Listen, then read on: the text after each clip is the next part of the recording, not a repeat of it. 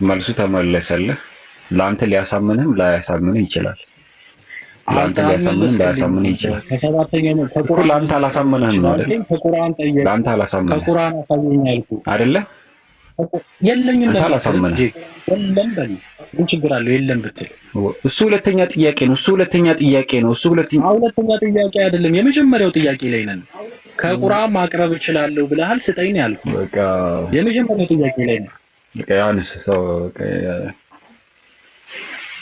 በቃ ይቅር።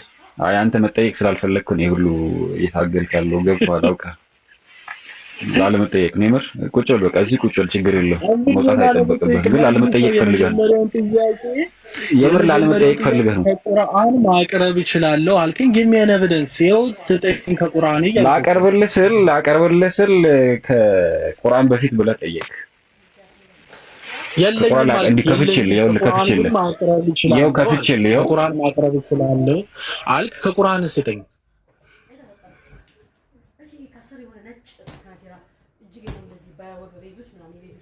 ከቁርአን ስጠኝ። ከቁርአን ማቅረብ እችላለሁ አልክ። ጎ ሄድ ከቁርአን ስጠኝ።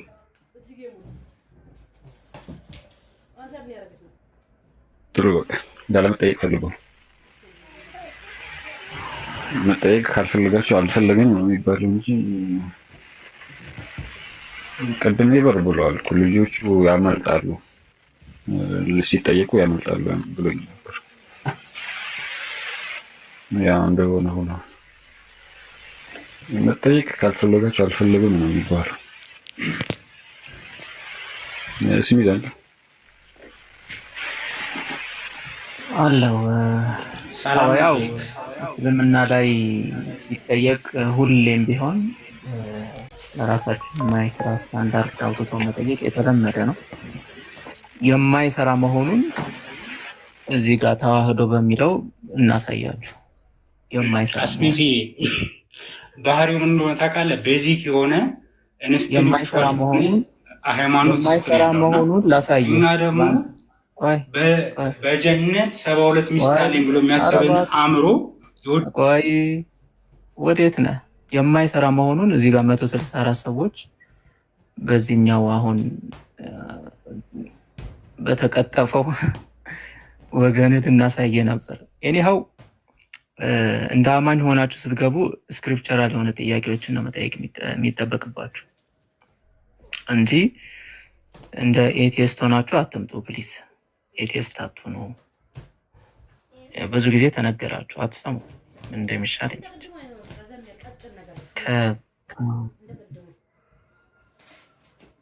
ተራደሽ አንዴ እሱን እናስተካክልስ። እንደፈለጉ ነው የሚጫወቱት። እዚህ ሞዴሬተር ብዙ ሰው ነው ያለው። ኮሜንት ይዘጋሉ፣ ሰው ያወርዳሉ። ኮሜንት ማን ይዘጋው? ያለሽ ሞዴሬተር ስሚዝ ኤቨር አለ። ከዛ ውጭ አጣጥ ለማን ሞዴሬተር ከነዚህ ውጭ አትስቴ ስሚዝ አለ፣ ኤቨር አለ። በተለይ ለሴቶቹ አትጫቸው። እንዲሁ እንደፈለጉ ነው የሚያወርዱት። በጣም አደጋ እና ሀሳቡ ላይ ስንሄድበት ብዙ ጥያቄዎችን እኛ ልናነሳ እንችላለን። በጣም ብዙ ጥያቄዎችን ማለት ነው። ከስክሪፕቸራል ውጪ ማስረጃዎችን አይደለም ልታገኝ ይቅርና ሽታውን ራሱ ማለት ነው ሽታውን የማታገኙበትን ብዙ ጥያቄዎች በጣም ብዙ ጥያቄዎችን ስክሪፕቸራል ውጪ የሆኑ ጥያቄዎችን መጠየቅ እንችላለን። በጣም ለምሳሌ ይኸው አስቲ አንድ ወገናችን ገብቷል አለ። እንዴት ነህ? ጥያቄን ጠይቀህ እስቲ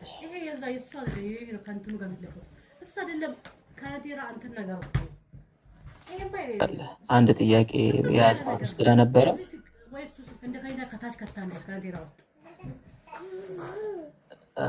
መጠየቅ አልፈለክም ነው? አሁን አንድ የያዝነው ርዕስ አለና ያቺ ርዕስ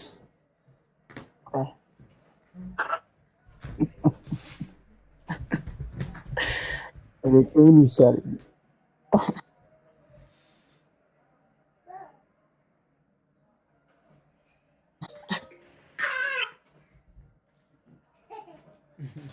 ምን ይሻላል?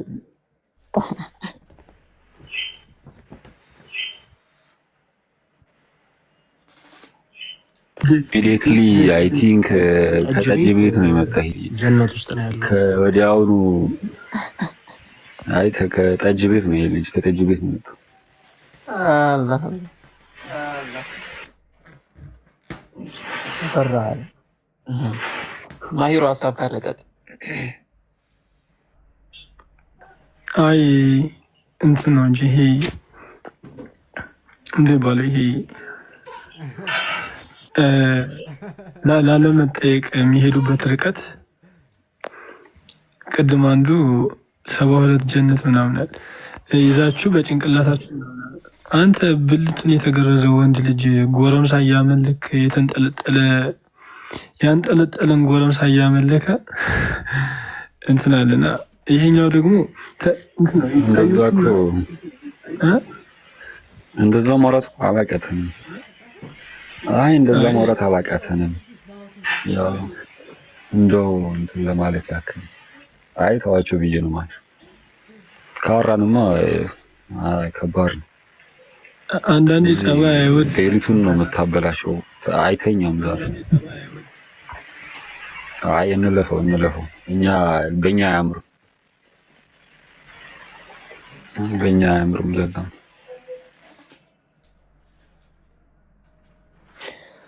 ኤኒሃው ቀላል ነበረ ለማለት ነው። ለምንድን ነው ይሄ ልክ እንደ ምሳሌ እንደሚሰጠው ልክ እንደ መስታወት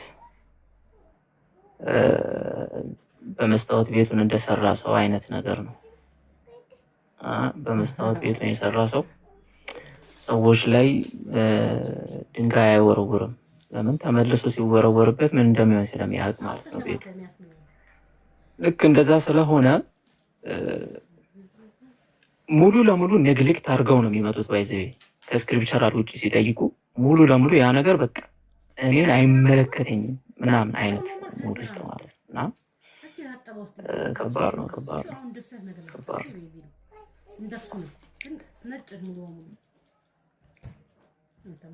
በጣም እንጂ እስቲ ቀጥሉ። ወገን ላስገባ የላኩ ነው። ቀይን ያስገባቸዋል እያስገባው ነው። አይሳደቡ ከሆነ ለአቬንጅ ለስድብ ነው። ለስድብ ነው እኮ ችግሩ። እስቲ ላስገባው የሚጠየቅ ከሆነ ልጁ እስቲ ይግባ የሚጠየቅ ከሆነ። ስድድብ አልፈልግም። ባይዘው ስድድብ የምትፈልግ ከሆነ እሺ ትጠየቃለህ። ጥያቄን ትቀበለኛለህ ኡስታዝ? ቤት ድረስ መጥቻለሁ። በጨዋነት ከሆነ ይኸውልህ ድራማ ማለት ነው እንጂ ድራማ ብሎ ነው።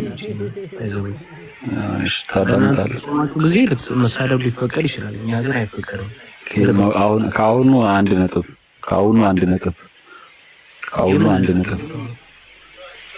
ድራማ ጀምራል። አሁን በእናንተ የሚፈቀድ ከሆነ እያልክ ነው። አንደኛው ድራማ ነው ይሄ። ሁለት ከሞላ ትወርዳለህ። ሁለት ከሞላ እሺ፣ ድራማ ሁለት ከሞላ ትጠይቃለህ። አትጠይቅም? አሁን የመጨረሻ ልጠይቅ። ትጠይቃለህ ወይስ አትጠይቅም? ቤት ውስጥ ነው ያለሁት። አትጠይቅም? ኡስታዝ አስተምረን። ምንድነው ለውጡ? አትጠይቅም? አስተምረን ወንድማችን። ቤት ይላል ቤት ይለያል። እሺ ለምን ታውቃለህ? ይለያል። ለምን እንደሚለይ ታውቃለህ? ክርስቲያኖችን ጥያቄ ለምን እንደምደነግጥ። እሺ ሚውት እናድርግልህ። ሁለተኛ ድራማ ሚውት እናድርግልህ። አይ ምንም እኮ እንትን ቆይ ሚውት እናድርግልህ። ችግር የለም። አውራ ደንግጣችኋል፣ ፈርታችኋል ምናምን በቃ ኦኬ፣ ችግር የለውም። ማይክን ያዝልኝና አወራለሁ። ችግር የለውም። አንተ ለዛ አሰራኸኝ። መልካም እሺ፣ እንቀነጥሳለን። ትወርዳለህ አኩ ደፍረ እንዴት ታስወራኛለህ? አይ ፖለቲካን ስራ ጀምር።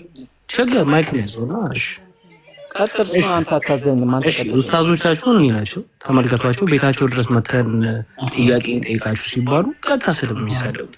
ስድብ ማንም የሚሳደቡ ከተባለ ሙስሊም ነው።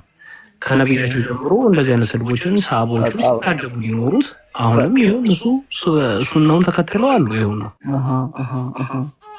እህ ለምን ታደርገኛለህ ብራዘርዬ?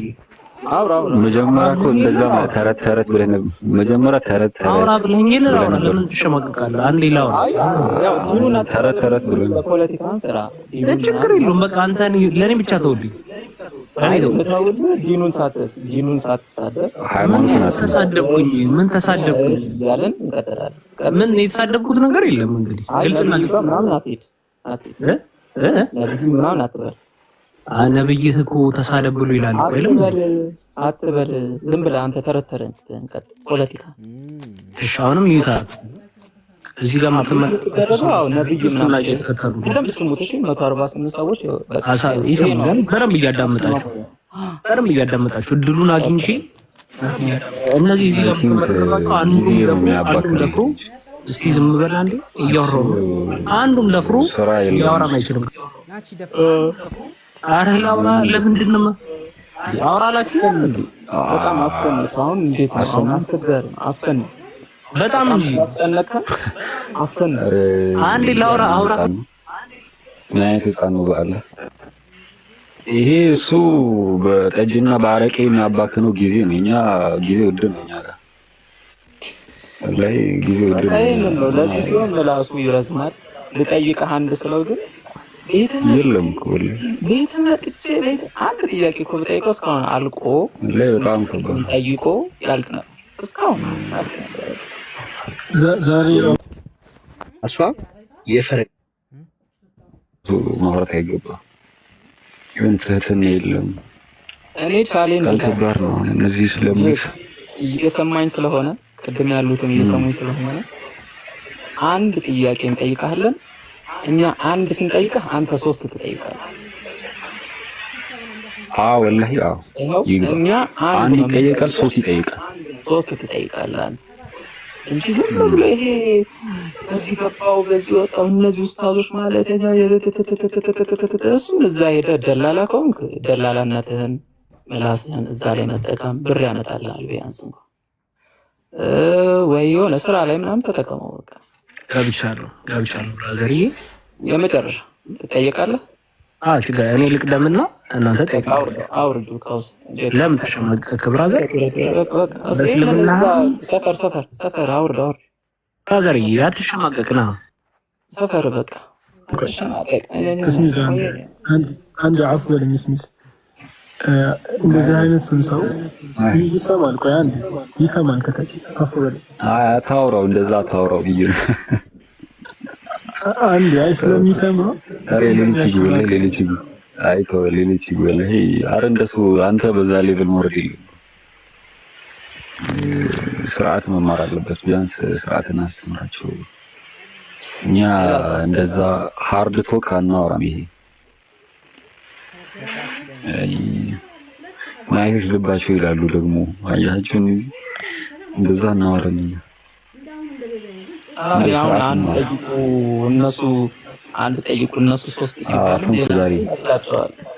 ስላሴም ማሂር አፈንከኝ እያለ ነው። ማሂር ሀሳብን ቀጥ ማሂር ትክክል አይመጣም ብዬ ነው። እስቲ ይማሩ ብዬ ነው። ከኛ እንደው ስርዓት ይማሩ ብዬ ነው። ማሂር ልክ ነህ። ልክ ነህ። በቃ እየሰማ ስለሆነ እንትን ነው እኮ የሚማር ሰው ይኖራል። ገብቶሃል? እዛ አሁን የሚማር ሰው ይኖራል። የልጁን ባህሪ ይመለከታሉ፣ የእኛን ባህሪ ይመለከታሉ። ማን ነው ስለ እምነት እያወራ የሚመስለው የሚለውን ነገር ህዝቡ አስተውላል በእርግጠኝነት። አሁን ልጁ ስለ እምነት ቀጥታ ከጠጅ ቤት እንደወጣ እዚህ የመጣ ነው የሚመስለው ሰውዬው። ከተመለከትከው ባህሪው ገባው ሙስሊሞች ኡስታዞች ይፈራሉ 1:8 ምናምን ከዛ ይፖስታቸው ሁላታቸው ሌላ ምን ያገኛል? ገነት አያስገባው። አሁን ኡስታዞች ገነት አስገባህ። ምንድን ነው ቲክቶክ የመጣበት ዓላማ ምንድን ነው? ለምንድን ነው ቲክቶክ የመጣው? ድራማ ለመስራት ነው? እንዲህ ሙስሊሞች እንዲህ ለማለት እኛ የመጣንበት ዓላማ አለን። አንተን ከጨለማ ለማውጣት ነው። አንተን ከጨለማ ለማውጣት ወደ ብርሃን ለመምራት ነው እንጂ አንተንማ አይደለም። አንተን መመራችንን ማሳጣት እንችላለን። ታጥቦ እንግዲህ ማስጣት ይቻላል። እሱ ራሱ ግን አላማችን እሱ አይደለም። የድራማ ምናምን ሰው ሪስፔክት እና ስርዓት ያስፈልጋል። በስርዓት ነው ሁሉ ነገር። አያችሁ ገና እያወራሁ አፍ ላይ ያወራል እንደዚህ ማለት ገና ሀሳብ ሳይጨርስ አውሩባት። እሱ በጣም ስርዓት ያስፈልጋል። ዲሲፕሊን መሆን አለበት። በጣም ስርዓት ከሌለን ተገቢ አይደለም። መናወራው ስፒሪቹዋል ነገር እስከሆነ ድረስ ሃይማኖት ነው የምናወራው ከተባለ አንድ የእምነት የሆነ ፈጣሪ ያለ ብሎ የሚያምን ሰው መምሰል አለበት። መሆን ባንችል እንኳን መምሰል መቻል አለበት። አንተ ኢየሱስን ነው የሚመስለው ካልክ ኢየሱስ አንተን ነው የሚመስለው። አሁን ኢየሱስ ቆስጠንጢኖስ ይመስላል ቢባል ኢየሱስን መሳደብ ነው የሚሆነው። ምንም ሊመስል አይችልም። በጣም ስርዓት ያስፈልጋል። ኦኬ ዮናስ ትጠየቃለህ? እሺ ዛኪ ይቅርታ እንደገባው አልሰማኝም እና ዝም ብዬ ነው ያወራሁት። እና ግን ይቅርታ ጠይቃለሁ። ኧረ ችግር የለውም። ከታች ኮሜንት ላይ ጠይቃለህ። አንድ የጨርስና ታወራለህ። ከታች ኮሜንት ላይ ጥያቄ አለ ሲል አስገባውና ትቀበላለህ ወይስ? ኦኬ መጠየቅ አትፈልግም? እሺ አንድ ጥያቄ ጠይቅ። ቴንኪው። ሱራ 601 ላይ እርሱ ሰማያትንና ምድርን ፈጣሪ ነው። ልክፈተው አንተ። ቴንኪው። እሺ ጥሩ ጥያቄ እንደምጠይቅ ተስፋ አደርጋለሁ። ችግር የለም። ከመጽሐፍ ያልገባህን ነው የምጠይቀው። እንግዲህ ግን መልሱንም ማዳመጥ አለባችሁ። ዮናስ የሚጠይቀው ጥያቄ ለሁሉም ሰው የሚጠቅም ስለሆነ አዳምጡላችሁ። እሺ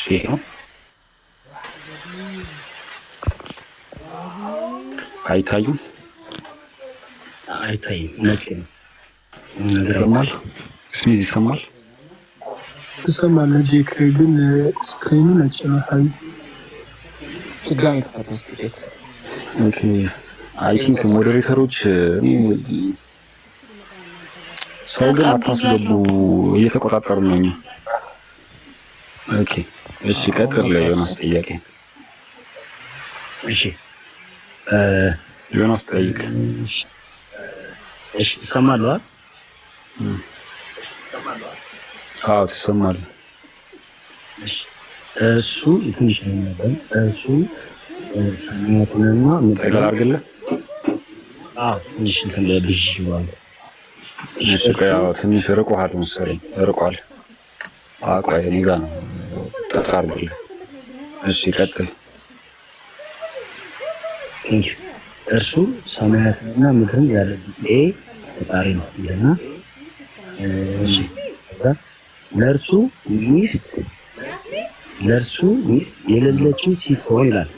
እርሱ የተባለው ማን ነው? አዎ አላህ። ሚስት የሌለችው ማለት አምላክ ሚስት አትገባውም። ጾታው ምንድን ነው? አምላክ ጾታ የለውም እንዴ? ሚስት የለውም እያለ እኮ ነው። አዎ ሚስት የለውም። ለምን? ሚስት የሌለው ጾታው ምንድን ነው? ላብራራለህ አንቀጹን። አይደለም ሚስት የለውም። አሁን ሚስት የለኝም ለምሳሌ ጾታዬ ወንድ ነው፣ ላጤ ነው አለ ላጤ። ለምንድን እንዳለ ላብራራለህ ይሄን። አዎ ብለኛል። ቴንኪው። ስለዚህ አለ ላጤ ነው ማለት ነው። ሚስት ያገኘ ያገባል። ኦኬ ጥያቄ አይደለም ድምዳሜ ነው መስጠት የፈለከው ይላል። ይሄው ለእርሱ ሚስት የሌለችው ሲሆን ይላል። ሚስት የሌለው ደግሞ ላጤ ነው። ጥያቄ አልጠየቅም። አሁን አንተ አላህ ላጤ ነው በቃ ይሄንን መናገር ነው የፈለከው ይላል መጽሐፉ። ይሄው እንደ ቁርአን እኮ የተብራራ ነው። ይሄን ነው ለዚህ ነበር የገባኸው ወይስ ለመጠየቅ እኮ? ላብራራለህ። ታዳምጣለህ? ላብራራለህ። ቁርአን የተብራራ ነው። ማንን ያብራራው? እሺ አታዳምጥም? ያው ወይ ለምን ከኔ ልውጣ ወላሂ እዚህ ቤት እስኪ ዝንጣ ከዚህ በቃ አይ ሞዴሬተሮች በሙሉ እየረበሹ ነው። ለምን ተቀብያለሁ። ሌላ ለእናንተ ብቻ ነው ማን ያስወጣው? ማን ያስወጣይሽ? ከሞዴሬተርነት መውረድ አለበት ሰው ላይ ምን አይነት ሰው ነው ያለው? አንድ ሰው ብቻ ይባ ዮናስ ምን አይነት አስገባ ሞዴሬተር ሲንቫይት ላድርግ አዲስ ጥያቄ ስላልሆነ ይመለስ። ያው እኔ እኮ ባይጠቅሰው መቀዋለሁ። ቴንክ ዩ በቃሌ ነው የማውቀው። እሱጥኝንም ይቅር ብያለሁ። ያው ተናዶ ሊሆን ይችላል። ዮናስ ሊሆን ይችላል። ችግር ዮናስ አሁን እርሱ የተባለው እሺ ዮናስ ፕሊዝ ጥያቄህን አቀርብ ከዛ ሚዩት አድርገህ አዳምጠኝና ለመልስልህ። እሺ ቴንክ ዩ ጥያቄ ምንድነው? ለእርሱ ሚስት የሌለችው ሲሆን ሲል እርሱ ማለት እኔ ለምሳሌ ዮናስ ሚስት የሌለችው ሲሆን ልጅ የለውም። አዎ ትክክል። ሚስት የለኝም ልጅ የለኝም። እርሱ የተባለው ደግሞ የእናንተው አምላካችሁ ከሆነ አምላካችሁ ከኔ ጋር ተመሳሳይ ነው። ሚስት የለውም ልጅ የለውም። ዮናስም ሚስት የለውም ልጅ የለውም። ስለዚህ አምላክ ሳይሆን ፍጡር ነው ማለት ነው። ቴንክ ዩ ጥያቄ ታል ደመደምኩ እኮ አሁን ደመደምክ እንጂ አልጠየቅም። በቃ ቁርአን የተብራራ ነው። ማንም ያብራራ ነው። ጥያቄ ጠይቅ ተብለህ ድምዳሜ ተሰቀናለህ። ተው እንጂ ዮናስ ተብራራ መጽሐፍ ማንም ያብራራው ተብራርቷል። ዮናስ አሁን አንተ ጠየቅ ነው የሚባለው ደመደምክ ነው የሚባለው? ተብራርቷል መጽሐፍ የተብራራ ነው። ያሳዝናል። የምር ያሳዝናል። ጠይቅ ተብለህ የራስን ድምዳሜ ነው የምትሰጠው እኮ ላጠና አብራራዎች። ለማንኛውም አብራራዎች ያሳዝናል የምር። አንቀጹን ከተመለከትነው ሱረቱል አንዓም ምዕራፍ 6:101 ከተመለከትነው ከዛ ከፍ ብለን 100 ላይ ወጀዐሉ ሊላሂ ሹረካ አልጂኒ ወኸለቀሁም አለ። ለአላህ ባላንጣን ሸሪክን አደረጉ አለ። ወኸለቀሁም እሱ ፈጠራቸው አለ። ማለትም ጂኖችን ፈጥሯቸው ሳለ ግን ጂኖችን ለአላህ ተጋሪና ባላንጣን አደረጉለት አለ። ወኸረቁ ለሁ በኒነ ወበናቲን ቢገይሪ ዒልም ለአላህም ደግሞ ወንድ ልጆችና ሴት ልጆችን ያለ እውቀትን አደረጉለት። ሱብሓነሁ ወተዓላ ዐማ የሲፉን አላህ እሱን ከሚገልጹት ነገር የተጣራ ነው አለ። ማለትም እነዚህ የአረብ ሙሽሪኮች ለአላህ ልጆችን ያጸድቃሉ። ልጅ አለው ይላሉ። ወንድና ሴት ልጆች አሉት በማለት ያጸድቁ ነበር። ነገር ግን ለአምላክ ሚስት አለችው ተብለው ከተጠየቁ ማጆሪቲ የአረብ ሙሽሪኮች አብዛኞቹ ማለት ነው ለአምላክ ሚስት የለችውም ይላሉ። ለእርሱ ሚስት አትገባውም። ለአምላክ ሚስትን ማጽደቅ አምላክን በጉድፍ ነገር መግለጽ ነው፣ በእንከን መግለጽ ነው። ለአምላክ ሚስት የለችውም ይላል። ለአምላክ ሚስት አለችው ብላችሁ የአረብ ሙሽሪኮች ልጅን ለአምላክ የሚያጸድቁ አካላቶችን ልጅ አለውን ስትላችሁ አዎ ይላሉ። ሚስት አለችውን አይ እንዴት ለአምላክ ሚስት ለእርሱ ሚስት አትገባውም ይላሉ። የእነሱን ግንዛቤ መሰረት በማድረግ አላህ Subhanahu Wa Ta'ala ምንድን ነው ያላቸው? አና የኩኑ ለሁ ወለዱን አለ። እነርሱ ልጅ አለው ይሉ ስለነበረ አና የኩኑ ለሁ ወለዱን አለ። ለእርሱ እንዴት ልጅ ይኖራል አለ። ወለም ተኩን ለሁ ሳሂበቱን ለእርሱ ሚስት የሌለችው ሲሆን አለ። ይህንን ያለበት ምክንያት ምንድነው ከተባለ ልጅን ያጸድቃሉ። ሞዴሬተር እስሚዝ አንተ ላይ ያስገባች ያለው ማን እንደሆነ አላውቅም። ይሄ ቅድም ሼር የተደረገለት ነው። አሁን መጥቶ የሚገባው ራሱ እኔ ሞዴሬተር አይ ቲንክ አይደለሁም። አክሴፕት ካልተደረገ እኮ አይገቡም። እሺ እስሚዝ እኔና ኤቨር ብቻ ነው አድርጌ ያልኩት። ዛብኑ እስሚዝ ዛም ይደምጣው ይሄ ለሚስት የለችውም ይላሉ። ሚስት የለችውም ይሉ ስለነበረ ሚስትን ግን ውድቅ የሚያደርጉት አምላክን በእንከን መግለጽ ስለሆነ ብለው ነበርና የእነሱን ግንዛቤ መሰረት በማድረግ አና የኩኑ ለሁ ወለዱን አለ። ለእርሱ እንዴት ልጅ ይኖራል አለ። ወለም ተኩን ለሁ ሳሂበቱን ለእርሱ ሚስት የሌለችው ሰው ማለት ሚስት የለችውም እያላችሁ እንዴትንስ ልጅን ታጸድቃላችሁ? ሚስትን ማጽደቅ በእርሱም በጉድፍ መግለጽ ነው ብላችሁ ውድቅ እያደረጋችሁ ልጅንስ ደግሞ እንዴት ታጸድቃላችሁ? ልጅንም እኮ ለእርሱ ማጽደቅ አምላክን በእንከን መግለጽ ነው። ሚስትም ልጅም አትገባውም ብሎ ውድቅ እያደረገ ነው ያለው። ሚስት የሌለችው ሲሆን እነሱ ሚስት የሌለችውም ይሉ ስለነበረ ነው አብዛኞቹ ማለት ነው። ልጅን ግን ያጸድቁ ስለነበረ ሚስት የሌለችው ሲሆን ሲል አይ ሚስት የሌለችውም እያላችሁ አና የኩኑ ለሁ ወለዱን ለእርሱ እንዴት ልጅ ይኖራል? ወለም ተኩን ለሁ ሳሂበቱን ለእርሱ ሚስት የሌለችው ሲሆን ሚስት የሌለችውም እያላችሁ እንዴትስ ልጅ ታጸድቃላችሁ ብሎ የአረቦችን ነው የእነሱን ግንዛቤ መሰረት በማድረግ ነው ያናገራቸው እንጂ ለአላህ ሚስት የለችው ምናምን ብሎ አይደለም ራሱ በተቀሉ ማለት ነው። ግን እንደዛ ቢባልም ከፊሎች ደግሞ ሚስት አለሽ ይሉ ስለነበረ የእነሱን ውድቅ ለማድረግ በዛ መልኩ ሊገልጽም ይችላል ማለት ነው። ስሚዝ አለ። አዎ ይሄ ያው የተለመደ ጥያቄ ስለሆነ እንደውም ለሌሎች ማስተማሪያ በደንብ እንደሚሆን እስቲ 160 ምናምን ሰዎች አላችሁና ሙስሊሞችም ቢሆን ማለት ነው ያው ይሄን ጥያቄ ስትጠየቁ እንዴት መመለስ እንደምትችሉ በደንብ ማለት ነው የገባችሁ እስቲ አንዳንድ ይሄንን ላይ ለእግዚአብሔር ሚስት እንዳለው ማየት ይፈልጋል። ደብሉን እንሄድበታለን አይቀርም። እሱማ ደብል ስታንዳርድ ነው ይሄዳል። አይ ሙስሊሞች ራሱ ይሄንን ሲጠይቁ ሪሊ አንዱ መልሱን ራሱ ከተረዱ እውነት እስቲ ያልገባው እዚህ አንቀጽ ላይ እንደውም ያልገባው ሙስሊም እንደውም ገስት ይላክ ያልገባው ያው እነሱ አጣማው ምናምን ነው የሚጠይቁት ይታወቃል። እናንተ ግን እስቲ ያልገባው ይሄ አንቀጽ ያልገባው እስቲ ካለ ያልገባው ላስገባው ገስት ይላክ። ምዕራፍ 6 ቁጥር 101 ላይ የተጠየቀው ያልገባው አለ?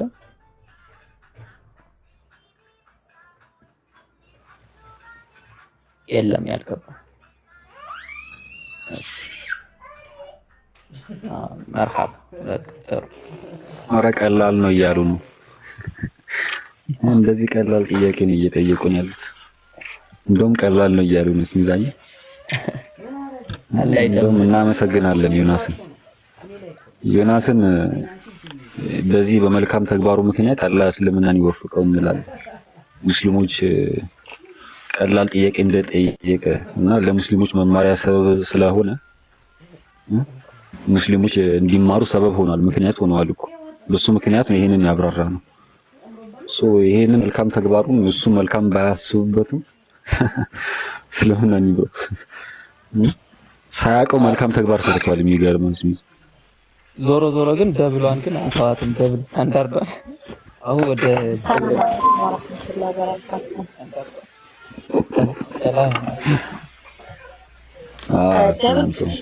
ደብል ከቤታችሁ በፊት ግን አንድ ጥያቄ ልጠይቅና ጄካኳን ኔት አድርግ በጣም ነው የሚያስተጋባው ስልክ። እሺ ኦኬ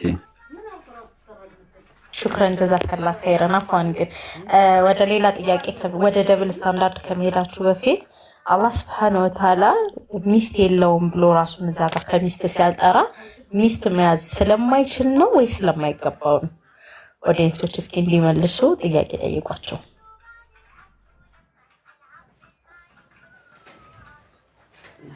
ኡስታዝ ጨርሻለሁ። ኡስታዝ ጄክ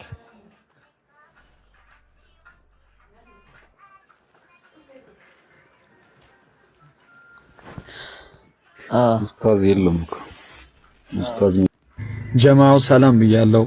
አካውንቴ በጣም እየተመታ ስለሆነ የቻላችሁትን ያክል ፕሮፋይል ሊንክ ውስጥ እየገባችሁ ኮፒ ሊንክ እንድታደርጉልኝ ስል እጠይቃችኋለሁ።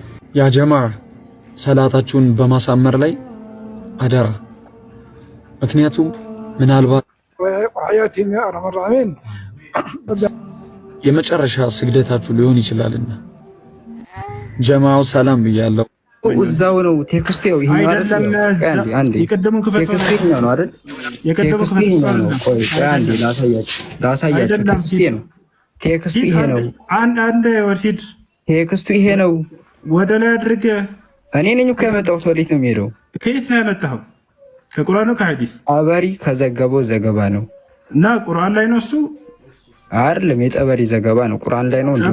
ሂድና ከፍተህ አሳየን። ሂድ ያከፍቻለሁ እያልኩ እኮ ነው። ከየት ነው ያመጣኸው? የቁርአን ተፍሲር ጠበሪ ላይ። የትኛው የቁርአን ተፍሲር? ሂድና ቁርአን ክፈት። ያው ሱራ 777 ላይ ነው። አሁን ተፍሲሩን ላሳይ እባክህን። ማስረጃ ስላልከኝ አንድ ደቂቃ ማውራት አልቻልኩም። ሂድና ቁርአኑን ተፍሲሩ ላይ ነው ማስረጃ። እኔ አይደል ማመጣው ማስረጃ ላምጣት ነው። የትኛው የቁርአን አያ ሲፈስር ነው ንገረን። ሂድና ቁርአኑን አምጣው። የቁርአኑን ክፍል እኮ ቆይ አንዴ እሺ ላሳይ። ማይክን ያዝልኝ። ማስረጃ አምጣ አይደል የተባልኩት? ማስረጃ አምጣ ነው አይደል የተባልኩት? ያው ማስረጃውን ላመጣ ነው። ስለዚህ ማይክን ያዝልኝ። የቁርአንን ሰባተኛው አረባ ከንዳውራበት 777 ቪኪ አታወራም አላልኩህም? ቆይ አንዴ 777 ወይ ሄድና ቁርአኑን ክፈተው። ሂጃለሁ እኮ ነው የምልህ። እንዴ ቁርአኑን ለምን ከፍቷለሁ? ቁርአን አይደለም ማለት ቁርአን ያቀማ ያያችሁት አይደለ? ይሄ ቁርአን ነው ሙስሊሞች። አይ ይሄኛው ፋላሲ ነው። ይሄኛው ቁርአን አይደለም ማለት ቁርአኑን ክፈት ቪኪ። ሄድና ቀበሪ ነው። ሄድና ቁርአን ክፈተው። እንዴ ቁርአኑን ለምን ከፍቷለሁ? የምፈልገውን ማስረጃ እኮ ነው የሚከፍተው። የቁርአኑ ተፍሲር ነው አለ። ቁርአኑ የት እንደሆነ መክፈት አይችልም። ግን እንዲህ አይነት ሰው ነው ተወያይ ብለሽ አመጣሽ። የቁርአኑ ተፍሲር ላይ ነው። የትኛው ቁርአን ተፍሲር? የቁርአኑ ተፍሲር ላይ ነው እኮ። የትኛውን ቁርአን? የ777 ላይ ሂድና ቁርአኑ ክፈት። 777 ላይ ሂድና አሳየን። ከፍ አድርገው ቁርአኑ። ይኸው ምን ይላል? 7 ሱረቱ አልአዕራፍ 176 ላይ ምን ይላል ቁርአኑ? ስለዚህ ማይከን ያዝልኝና ላሳይ ባክን።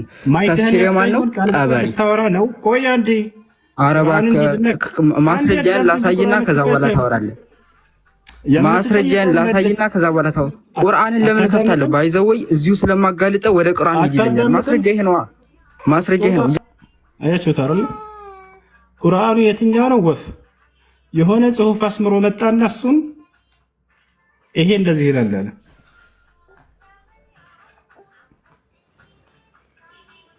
ሰላም አለይኩም። እሱ ሚውት አድርጊ። ቆይ አንዴ አይሽ አይደለ?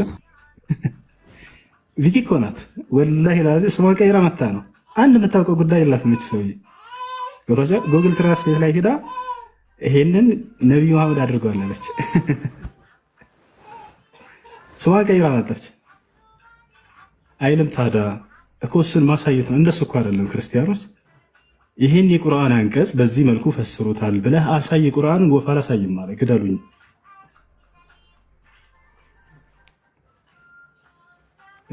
ጥያቄ ያለው ክርስቲያን ካለ ገብቶ መጠየቅ ይችላል። ማንኛውም ክርስቲያን ሞግታለኝ የሚል ካለ ማለት ይችላል። ልጅቱ እንደዛ ብሎ ከታች ያለችውን ያወራታል። ታውቃላችሁ። እዚህ ገብቶ ግን የትኛው ቁርአን ነው ወፍ አላወጣም። አይ ጥያቄ ያለው ይጠይቅ። ሰላም አለይኩም። ወአለይኩም ሰላም ወራህመቱላሂ ወበረካቱ። እሱ ጥያቄ አንድ ከሰፈራችን ስራ እየሰራ ማሽን እጁን ቆርጦት ነበረ የሆነ ልጅ እና እህቱ እዚህ ሳውዲ ነች። አሁን ደግሞ ዘከተል ፍጥርን ለሱ ስጡልኝ ለሱ ይሰጠው እያለች ነው። እንዴት ይታያል? ለሱ ዘከተል ፍጥር ይበቃለታል? ይቻላል፣ ችግር የለም። የአካል ጉዳተኛ ለሆኑ ሰዎች ይሰጣቸዋል። አይ በእህን ነው የምንሰጠው? ይቻላል። እሺ ጀዛክ ማለት ነው።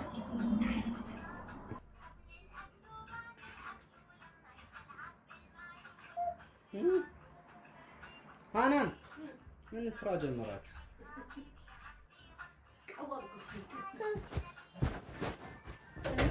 አምስት ሰዓት ሆነ። ምስካስ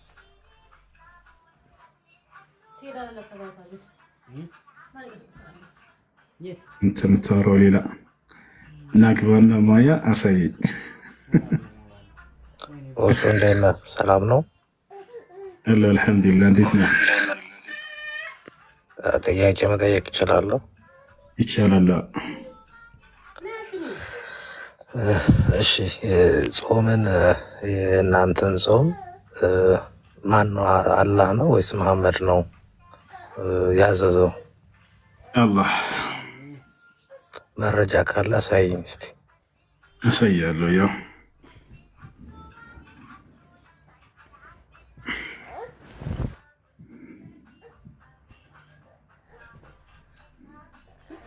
እንዲ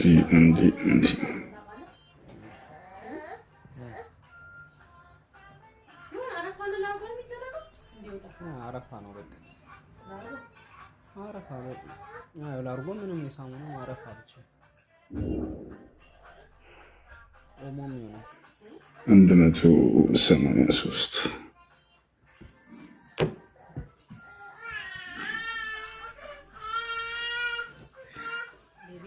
ሱረቱል በቀራ 183 ወይ ቪኪ ስሟን ቀይራ በውስጥ እየሄደች ሴቶችን እንትን ትላለች፣ ታወራለች። ያ ማለት ወደ ክርስትና ትሰብካቸዋለች። በአደባባይ መተሽ አንብቢ ወፍ ላይ በጣም ያሳቀችኝ።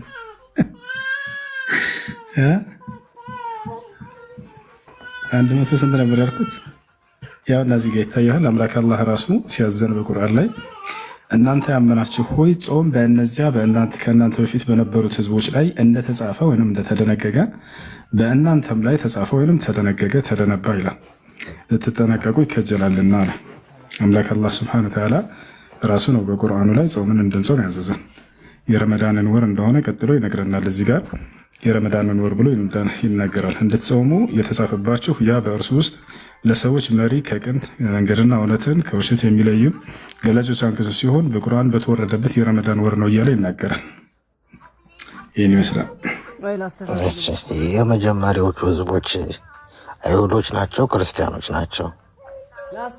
የመጀመሪያዎቹ ህዝቦች አይሁድና ክርስቲያን ያው ራሳቸውን አይሁድ ወይም ራሳቸውን ክርስቲያን ብለው ስለሰየሙ አላህ ሱብሓነሁ ወተዓላ አይሁድ ክርስቲያን እያለ ይጠራቸዋል ራሳቸውን በሰየሙበት እና እነዚህ ሰዎች ከእናንተ በፊት የነበሩ የመጀመሪያዎቹ ያለው እዚህ ቦታ ላይ አምላክ አላህ ነቢያቶችን አስመልክቶ ነው። አላህ በቀደሙት ነቢያቶች ላይ ደንግጎ እንደነበር ሁሉ በነ ሙሴ በነ መሲሁ ላይ እንዲሁ በእኛም ላይ ደነገገው። እነዚህ አይሁድና ክርስቲያን ግን በነቢያት ላይ ራሳቸውን የለጠፉ አካሎች ናቸው። አምላክ በየትኛውም ጊዜ ክርስትና የሚባልን እምነት አልደነገገም፣ ወይንም አይሁድ የሚባልን እምነት አልደነገገም። ሰዎች ግን ራሳቸውን በዚያ ሰየሙ እንጂ አምላክና ነቢያቶች እነዚህን ሁለት እምነቶች አያውቋቸውም። አምላክ አላህ ሱብሓነሁ ወተዓላ ግን ራሳቸውን ክርስቲያን ብለው የጠሩ ራሳቸውን አይሁድ ብለው የጠሩ እያለ ይናገራል። ከዚህ አንጻር ያነሳቸዋል። እሺ ቴንኪው ሁሱ። እሺ ጥያቄ ያለ ይቀጥል። እሺ አድሚኖች ካላችሁ በተራ አስገባቸው።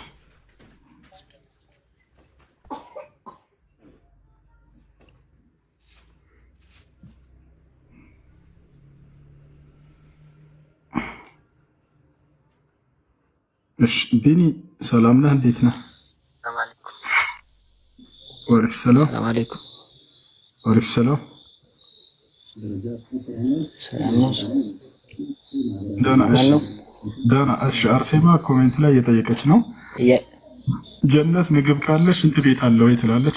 ገነት ውስጥ ሽንት ቤት የለም። አንዴ ከሚጮህ ቦታ ራቁ። ገነት ውስጥ ሽንት ቤት ጥያቄ ነበረኝ።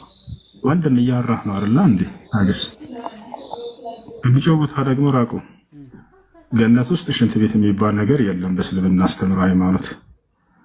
ለዚያ ነው የዚህ ዓለም ሰውና የዚያ ዓለም ሰው የገነት ሰው ሰማይና ምድር ናቸው፣ ይለያያሉ።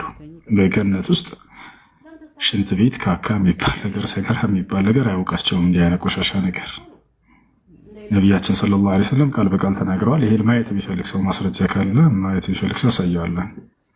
ላሳያቸው። አርሴማ ላሳይሽ። አይ ሰላም አለይኩም። ወአለይኩም ሰላም። እሺ ከይቅርታ ጋር ከታች ያለው ጀምሮ አቋርጬው ነው። አልፈርቀቱ ናጂያ ጥያቄ ምንድን ነው? ሰላም አለይኩም። ወአለይኩም ሰላም ወራህመቱላህ። ጥያቄ ልግባበት ወይስ? እሺ አንዴ ጥያቄ ነበረኝ። እሺ ሀጀረል አስወድ ስለ ጥቁሩ ድንጋይ አላህ ሱብሓነሁ ወተዓላ ምን ማስረጃ እንደነገረ እንድጠቅስልኝ ነበር። ነቢያችን ሰለላሁ ዐለይሂ ወሰለም አላህ በነቢዩ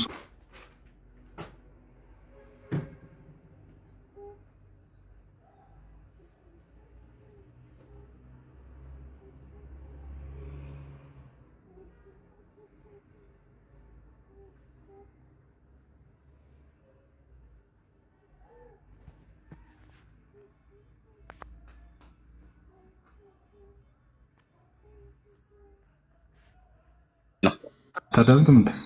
አላህ ነው ያለው። አታዳምጥም? ሙስሊም ነህ አይደል? አዎ። ሐዲስ ምን እንደሆነ ታውቃለህ? አውቃለሁ። ምንድን ነው ሐዲስ? ነቢያችን የተናገሩት ወይም የሰሩት ወይም ነቢያችን ነበሩ የተባለ ማንኛውም የሳቸው ፈለግ ሐዲስ ነው። ከየት ነው እሳቸው የሚናገሩት? ሐዲስን ከራሳቸው ነው ከአላህ ነው እየተነገራቸው የሚናገሩት? ከአላህ ነው። በጣም ጥሩ። ስለዚህ አላህ ነው የተናገረው በነብዩ ሰለላሁ ዐለይሂ ወሰለም በኩል። ስለዚህ ነቢያችን ሰለላሁ ዐለይሂ ወሰለም ሐጀሩል አስወድ ከገነት የወረደ ድንጋይ ነው ብለው ቃል በቃል ተናግረዋል።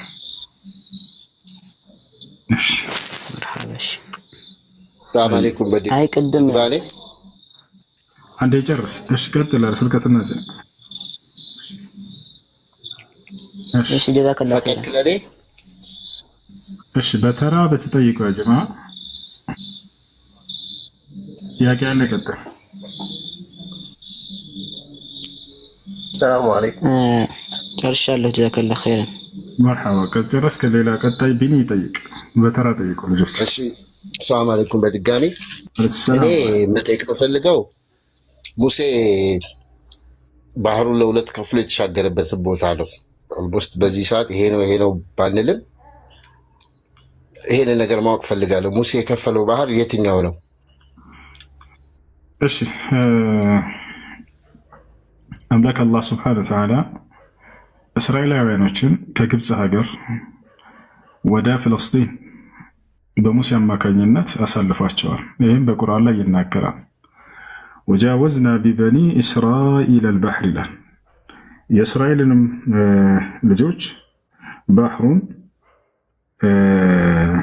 አሳለፍኳቸው እያለ ይናገራል። ይፈቻል አይደለ? እዚህ አላህ ሱብሓነሁ ወተዓላ ለእስራኤላውያኖች ይሄንን በሙሴ በኩል አድርጎላቸዋል። አላህ በርካታ ቦታ ላይ ይሄንን በቁርአን ላይ ገልጾታል። ይሄን በቁርአን ላይ ገልጾታል። እርሱም ማን ነው ከተባለ ቀይ ባህር ነው። እንደምታውቀው البحر الذي شقه موسى عليه السلام هو البحر الأحمر። እሺ ቀይ ባህር ከሆነ በግብጽ በኩል ካሻገራቸው እዛ ጋር መሬት ነው ኦልሬዲ ያለው። ቀይ ባህር ከፍሎ ከሄዱ ምናልባት ከዚህ ከሱዳን ፖርት ሱዳን የሚባለው አሁን አካባቢ ወደ ሳውዲ የሚወስደው ነው። ጥያቄዋችን ነገር ግልጽ ስላልሆነችልኝ ነው። ከግብጽ ወደ ፍልስጤን በሚወስደው በዚያ መንገድ ባለው ላይ ነው። እንግዲህ ሰፊ የሆነ ባህር ነው። ከግብጽ በቀጥታ ይዟቸው በወጣ ጊዜ ነው ከግብጽ ይዛቸው ውጣለው ወደ ፍልስጤን በሚወስደው መንገድ ባጋጠመባቸው ላይ ያለውን እርሱን ነው የከፈለላቸው። شكرا للشباب. أي مرحبا. السلام عليكم. وعليكم السلام ورحمة الله وبركاته. عندنا.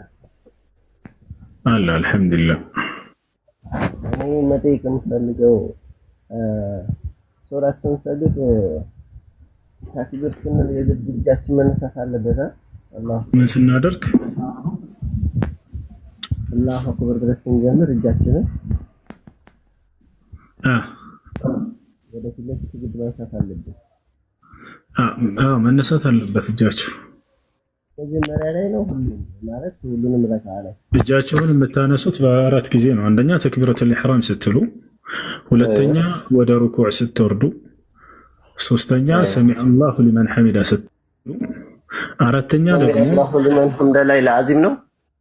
ታነሳላችሁ። ከዛ በኋላ እንደገና ተህያቱን ቀርታችሁ ተህያቱ በኋላ ስትነሱ ጊዜ እዛኔ ነው እና በእያንዳንዱ ረካ ላይ ሩኩዕ ባደረጋችሁና ሰሚዐ አላሁ ሊመን ሐሚዳ ባላችሁ ቁጥር ታነሳላችሁ እጆቻችሁን። ከዛ ውጭ አይነሳም። ጀዛከላሁ ኸይር።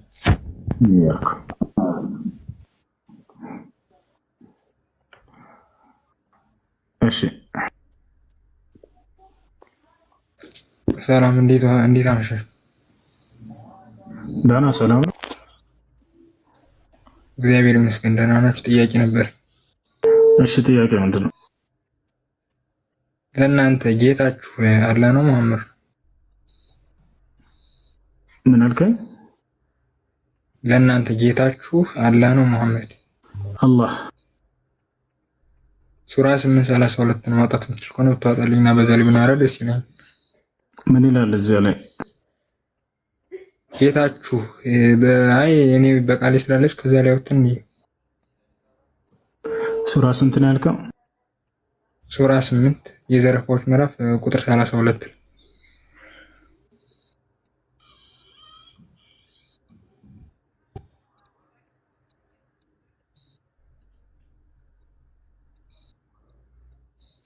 እዛ ላይ ምን ይላል? እስኪ አንብበው። ጌታችሁ ሆይ ብሎ ምንድን ነው? እሺ ቁጥር 32 ላይ ጌታችን ሆይ ይህ እርሱ ከአንተ ዘንድ የተወረደ እውነት እንደሆነ በእኛ ላይ ከሰማይ ድንጋዮችን አዝንብብን ወይንም አሳማሚ ቅጣትን አምጣብን ባሉም ጊዜ አስታውስ ይላል። እሺ ከአንተ ዘንድ በተወረደው የተባለው አላህ ነው ማለት አላህ ነው። ለአላህ የወረደለት ምንድን ነው ማለት? ከአንተ ዘንድ የተወረደ ከሆነ እያሉ አላህ ሱብሓነሁ ወተዓላን እያናገሩ ነው ከሃዲያኖች። እስኪ ክፋተውና ከሃዲያኖች ነው የሚያናገሩት። ጌታችሁ ነው የሚሉት ከሃዲያኖች ናቸው። ከሃዲያኖች ናቸው። አላህን ጌታችሁ ነው ብለው ይጠሩታል ከሃዲያኖች። አዎ አላህ ሰማይና ምድር የፈጠረው እርሱ ነው ብለው ያምናሉ ከሃዲያኖች። ችግራቸው በእርሱ ላይ አምልኮን ያጋራሉ። ከሃዲያኖች እነማን ናቸው? የመካ ከሃዲያኖች ቁረይሻውያኖች፣ እነሱ ናቸው ይህን እየተናገሩ ያሉት። የመካ ከሃዲያኖች ናቸው። እነሱ ደግሞ ሰማይ ምድርን የፈጠረው አላህ ነው ብለው ያምናሉ። የፈጠረው ሁሉ አላህ ነው ብለው ያምናሉ እኮ። ችግራቸው አምልኮን ከእርሱ ውጭ ለሌላ አካል ያደርጋሉ። ነቢ ሰለላሁ ዐለይሂ ወሰለም የሚያስተምሯቸው አምልኮን ለእርሱ ብቻ አድርጉ፣ እርሱ እንደፈጠራችሁ እስካመናችሁ ድረስ ነበር ሲሏቸው ነበር። ስለዚህ ይህን የተናገሩት እንትኖች ናቸው ማለት ነው። እነሱ ናቸው። እሺ ቴንክ መልሰልናል። እሺ ከዛው ከሱ ቁጥር 16 ላይ ወረደ ብሎ ቁጥር 16 ወረደ ብሎ ለሱ ለእናንተ ለአምላካችሁ ያልተጋደለ አለ። እሱን ማለት በሱ ላይ እንደሚፈረድበት ይናገራል መሰለኝ ካልተሳሳትኩ። ቁጥር ስንት ላይ? ቁጥር 16 አይደለ? እሺ እሱ ላይ ምንድን ነው ሐሳብህ? ያልተረዳው ነገር ላይ ማለት አምላክ አሁን ለምሳሌ እሱ አምላክ ፍትሃዊ ያደርጋሉ ማለት ለሱ ካልተጋደር ለምንድን ነው የሚያጠፋው? ያንን ኦኬ የትኛው ላይ? 16 ላይ ነው አይደለ? እንግዲህ ምን አለ መሰለህ ጦር ሜዳ ላይ ከገባ በኋላ ሰውየው ለምሳሌ ነብይ አለ፣ አማኞች አሉ፣ ጠላት ደግሞ ከዚያኛው ጎን አለ አይደለ? ሊዋጉ ቀርበዋል። ጦር ሜዳ ላይ ስላሉ አካሎች ነው እየተናገረ ያለው። ከሃዲያኖችን በጦር ሜዳ ላይ በተገናኘ ጊዜ ሰውየው ወደኋላ ሸሽቶ አማኝ ወንድሞቹን አሳልፎ መስጠት የለበትም አይደለ?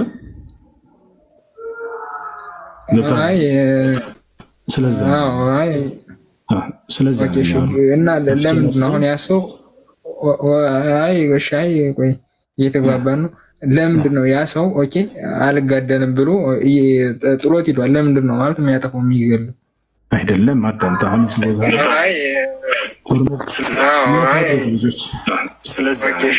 እና ለምንድን ነው አሁን ያ ሰው ሜት አድርጉ ልጆች።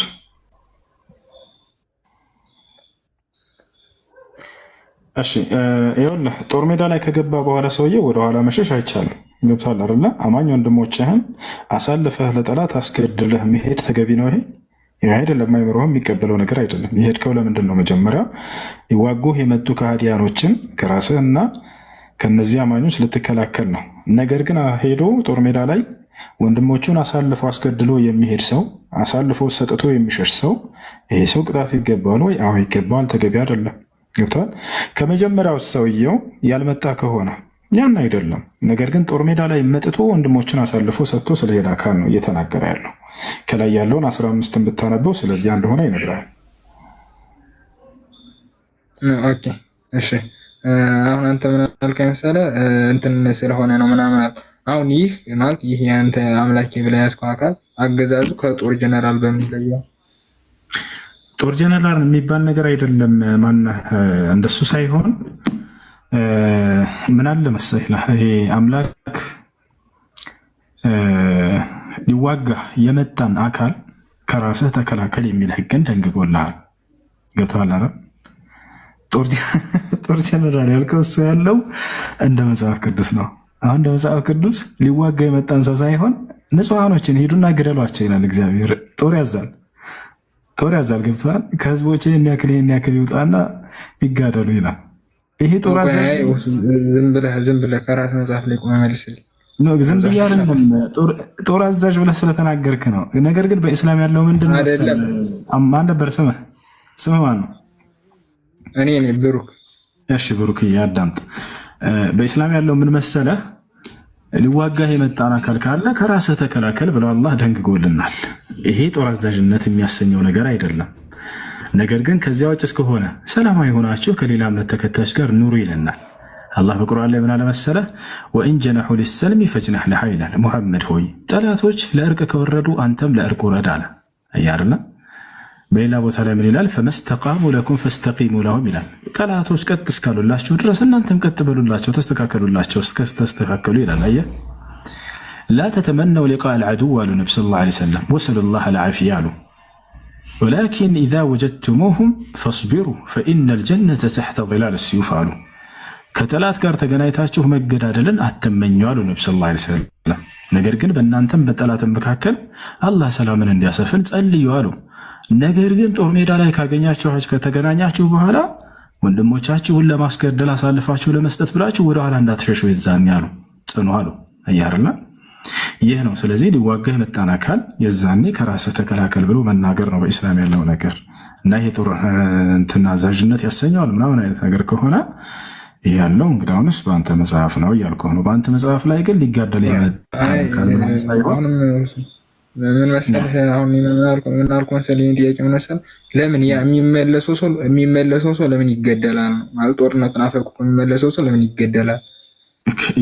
ይገደል ነው የሚለው እስኪ ከፍተን ልየው። አዎ ችግር የለውም። እሺ እናነባዋለን። ይገደል አይደለም የሚለው። እሺ ብሩክዬ አንዴ ላንብብልህ። ቁጥር ልክፈትልህ ወይንስ ላንብብልህ? አይ ክፈተው። ልክፈትልህ፣ ችግር የለም።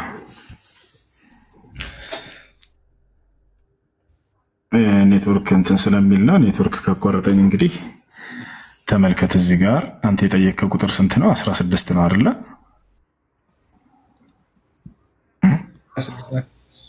16 አይደለ? ከ15 ጀምሮ ልንብብልህ ሀሳቡ ከእሱ ጋር የሚያዝ ስለሆነ እናንተ ያመናችሁ ሆይ አለ እነዚያን የካዱትን ሰዎች ለጦር ሲጓዙ ባገኛቸዋቸው ጊዜ ጀርባዎችን አታዝሩላቸው። ማለት ሸሽታችሁ ጀርባዎችን ሰጥታቸው አትሸሹ፣ አትሄዱ እያለ ነው አላህ። ጀርባውን ሰጥቶ ይሄደስ ከዚያ ምን አለ አላህ? ያን ጊዜም ለግድያ ለመዘዋወር ወይንም ወደ ሰራዊት ለመቀላቀል ሳይሆን ጀርባውን የሚያዞር ሰው ከአላህ በሆነ ቁጣ በእርግጥ ተመለሰ፣ መኖሪያውም ገሃነም ናት፣ መመለሻይቱም ክፋት ከፋች አለ እንጂ ግደሉት አላለም። ይህን ሰው ቅጣቱን የተናገረው እስኪ ምንድን ነው የሚል በአላህ በሆነ ቁጣ በእርግጥ ተመለሰ አለ። ከዛ መኖሪያውም ገሃነም ናት ሲሆን ነው ማለት ነው። ያሰሚገ ይህ ሰው የንስሐ ካላደረገ በዚያው ወንድሞቹን አሳልፎ የሰጠ ሰው ወንጀለኛ ነው። ወንጀል ያደረገ ደግሞ ገሃነም ነው። ያ ማለት ግን ለዘላለም ገሃነም ይኖራል ማለት አይደለም። የዘላለም ገሃነም የሚያኖረው ክህደት ነው በኢስላም። ነገር ግን ኃጢአትን በማድረጉ ምክንያት ቅጣት ይገባዋል ነው። አንተ እንዳልከው ግደሉት ያን ሰው አላለም አላህ። ግደሉት አላለም። አየህ አይደለ? ደግሞ ሌላ ሶስተኛ ጥያቄ የምነሳል የእናንተ ማለት በእናንተ አስተምሮ አንድ ሰው ወደ ሰማይ የሚሄደው በስጋው ነው ወይስ በነፍሱ? ወዴት? ወደ ሰማዩ ማለት ገነት የሚገባ ሰው የሚሄደው በስጋው ነው ወይስ በነፍሱ? በጣም ጥሩ። በስጋም በነፍስም ነው። በስጋም በነፍስም ወደ ገነት ይገባል። ግን ስጋ ሲባል ጊዜ እቺ ምድራዊ ስጋ አይደለችም። ሌላ ስጋ ተዘጋጅቶለት ነው። እንደገና እንደ አዲስ አላህ እንደሚፈጥረን ቃል በቃል በቁርአን ላይ ተናግሯል። ኢና አንሸእናሁነ ኢንሻአ ይላል። እኔ እንደ አዲስ መፍጠርን እፈጥራቸዋለሁ ብሎ ተናግሯል። ያ ማለት ምድራዊ ስጋ ለምሳሌ ትደግማለች፣ ትዝላለች፣ ትሞታለች። እንዲህ አይነት ስጋ አይደለም። ያ ምንድን ነው ከተባለ ዘላለማዊ የሆነ ማንነት ያለው ነው፣ የማይደክም አላህ ቃል በቃል ላ የመሱሁም ፊሃ ነሰቡን ይላል። በእርሷ ውስጥ ድካም አይነካቸውም በፍጹም ይላል። ልክ እንዲሁ ሞት የሚባል አይነካቸውም። ምንም አይነት መድከም የሚባል ነገር የለውም። ማርጀት የሚባል የለውም። የምድራዊ ስጋስ ያረጃል፣ ይጨመድዳል። አያርም። የገነት ሰዎች ግን ማርጀት የሚባል የለም። አንዴ የሚፈጠር ሁላቸውም በአንድ አይነት እድሜ ይገባሉ። የሚገርም 33 ዓመት ሆናችሁ ትገባላችሁ አሉ። ልክ አዳም ሲፈጠር በነበረበት ተክለ ሰውነትም ሆናችሁ ትገባላችሁ። እና የጀነት ሰዎች አያረጁም፣ እድሜያቸው ባለበት ነው። በቃ ኸላስ። እንዳውም ውበታቸው ከጊዜ ወደ ጊዜ በገነት ውስጥ በኖሩ ጊዜ ውበታቸው እየጨመረ ይሄዳል እንጂ የሚያረጅ ማንነት የላቸውም። እንደ ምድራዊ ሰው የምድር ሰው ለምሳሌ ሽንት ቤት ካካ ምናምን ይሄዳል። እንደዛ የሚባል የለም። የገነት ሰው ይሄ አያውቃቸውም እንዲህ አይነት ቆሻሻ ነገር። ምራቅ የለ፣ አክታ የለ፣ ሴት ልጅ የወር አበባ የሚባል የለ፣ ሽንት ቤት ሄዶ መጽዳዳት የሚባል የለ። ሌላ ዓለም ነው ያበቃ። ከዚህ ከምድራዊ ሰው የተለየ ሰው ነው። ይህን ይመስላል። አይራቡም አይጠሙምም። የገነት ሰዎች መራብ መጠማት የሚባል ነገር የለም። ሳይበላ ለዘላለም መኖር የሚችል ማንነት አላቸው። አላህ ቃል በቃል በቁርአን ላይ እናንተ በገነት ውስጥ አትጠሙም እያለ ይናገራል። ገብቷቸዋል።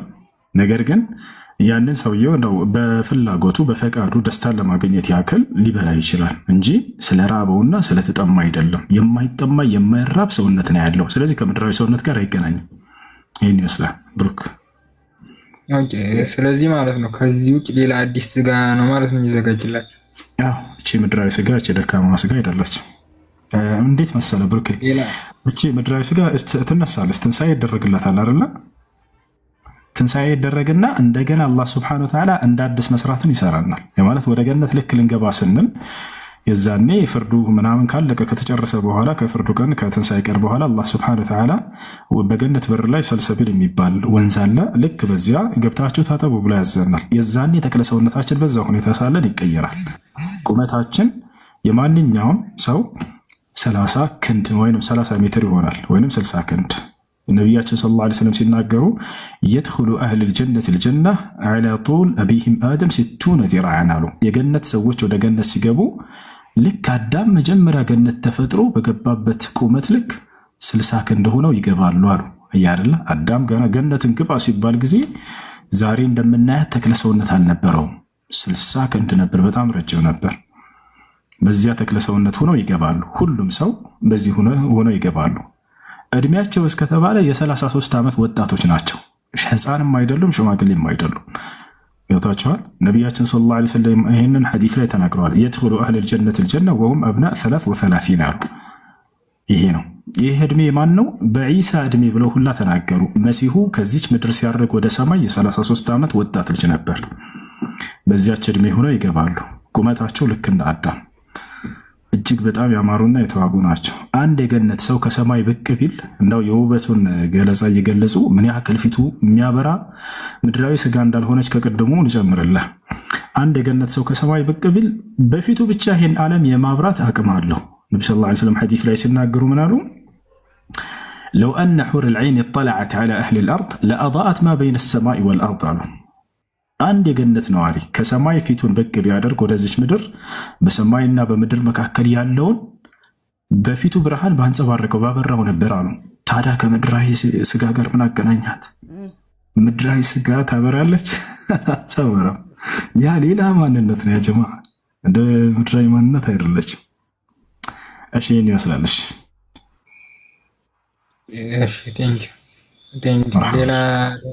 ሌላ አንድ የመጨረሻ ጥያቄ አለ።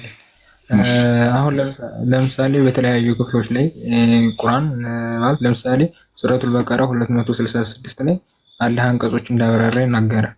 ከቁርአን ውጭ ያለው ክፍል ማለት የመለኮት መገለጥ አላቸው ሐዲስም ሆነ እንትን ይሄ ተፍሲር። በጣም ጥሩ። ሐዲስ ከአላህ ሱብሓነሁ ወተዓላ ዘንድ ነው። ቁርአንና ሐዲስ አንድነታቸውና ልዩነታቸውን ባጭሩ ላስረዳ። ቁርአን ቃሉም መልእክቱም ከአላህ ዘንድ ነው። ሐዲስ መልእክቱ ከአላህ ነው፣ ቃሉን ግን አላህ ሳይሆን ነቢዩ ሰለላሁ ዐለይሂ ወሰለም ናቸው እንዲናገሩ የተደረጉት። ማን አስተላልፎላቸው? ያንን አምላክ አላህ ሱብሓነሁ ወተዓላ አስተላልፎላቸው። ገብቷቸዋል።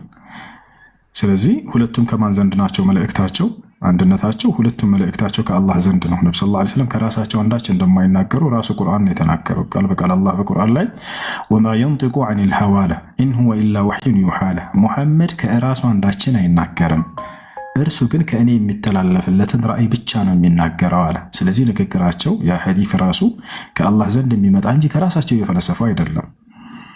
ያ እና ሐዲስ ነቢያችን ሰለላሁ ዐለይሂ ወሰለም ሲናገሩ ስለ ሐዲስ ኡቲቱል ቁርአን ወሚስለሁ መዐሁ አሉ። ቁርአንን ተሰጠሁኝ ከእርሱም ጋር የእርሱን አምሳያ ተሰጠሁኝ አሉ። ሐዲስንም ተሰጠው ነው ይወጣል። ያ ነው ሐዲስ የል ወሕይ ሳኒ ሁለተኛው ራእይ ነው። እሱ ከአላህ ዘንድ ነው። አይ አንተ ስለዚህ ትእዛዙ የአላህ ትእዛዝ አለበት አልከኝ መሰለኝ። ግን አሁን ለምሳሌ አንተ እንትን ባልከው መሰረት ቁርአን የወረደው ማለት ሐዲስ ያስፈለገበት ምክንያት ቁርአን ሙሉ ስላልሆነ ወይስ ሌላ ምንድነው? ሙሉ ስላልሆነ አይደለም። ሙሉ ስላልሆነ ሳይሆን ምን መሰለህ ብሩክ፣ ቁርአን ጥቅላዊ ትእዛዝ ነው የያዘው አብዛኛው። ለምሳሌ ሐጅ አድርግ ይላል አይደለ? የሐጁን ስነ ስርዓት ደግሞ አላህ ራሱ በዚያው በቁርአን ላይ ሙሐመድ ሆይ የሐጁን ስነ ስርዓት ደግሞ እንድታብራራላቸው በስራ የማብራራት የሚፈልግ ነገር አለ። ለምሳሌ ሶላት ስገድ ይልሃል፣ ለምሳሌ ዘካ ስጥ ይልሃል። ያን አሰጣጡን ቁጥሩን ምናምን ደግሞ ነብዩ ሰለላሁ ዐለይሂ ወሰለም ያንን ለትውልዶቻቸው ቆመው እንዲያስተምሩ ታዘዙ።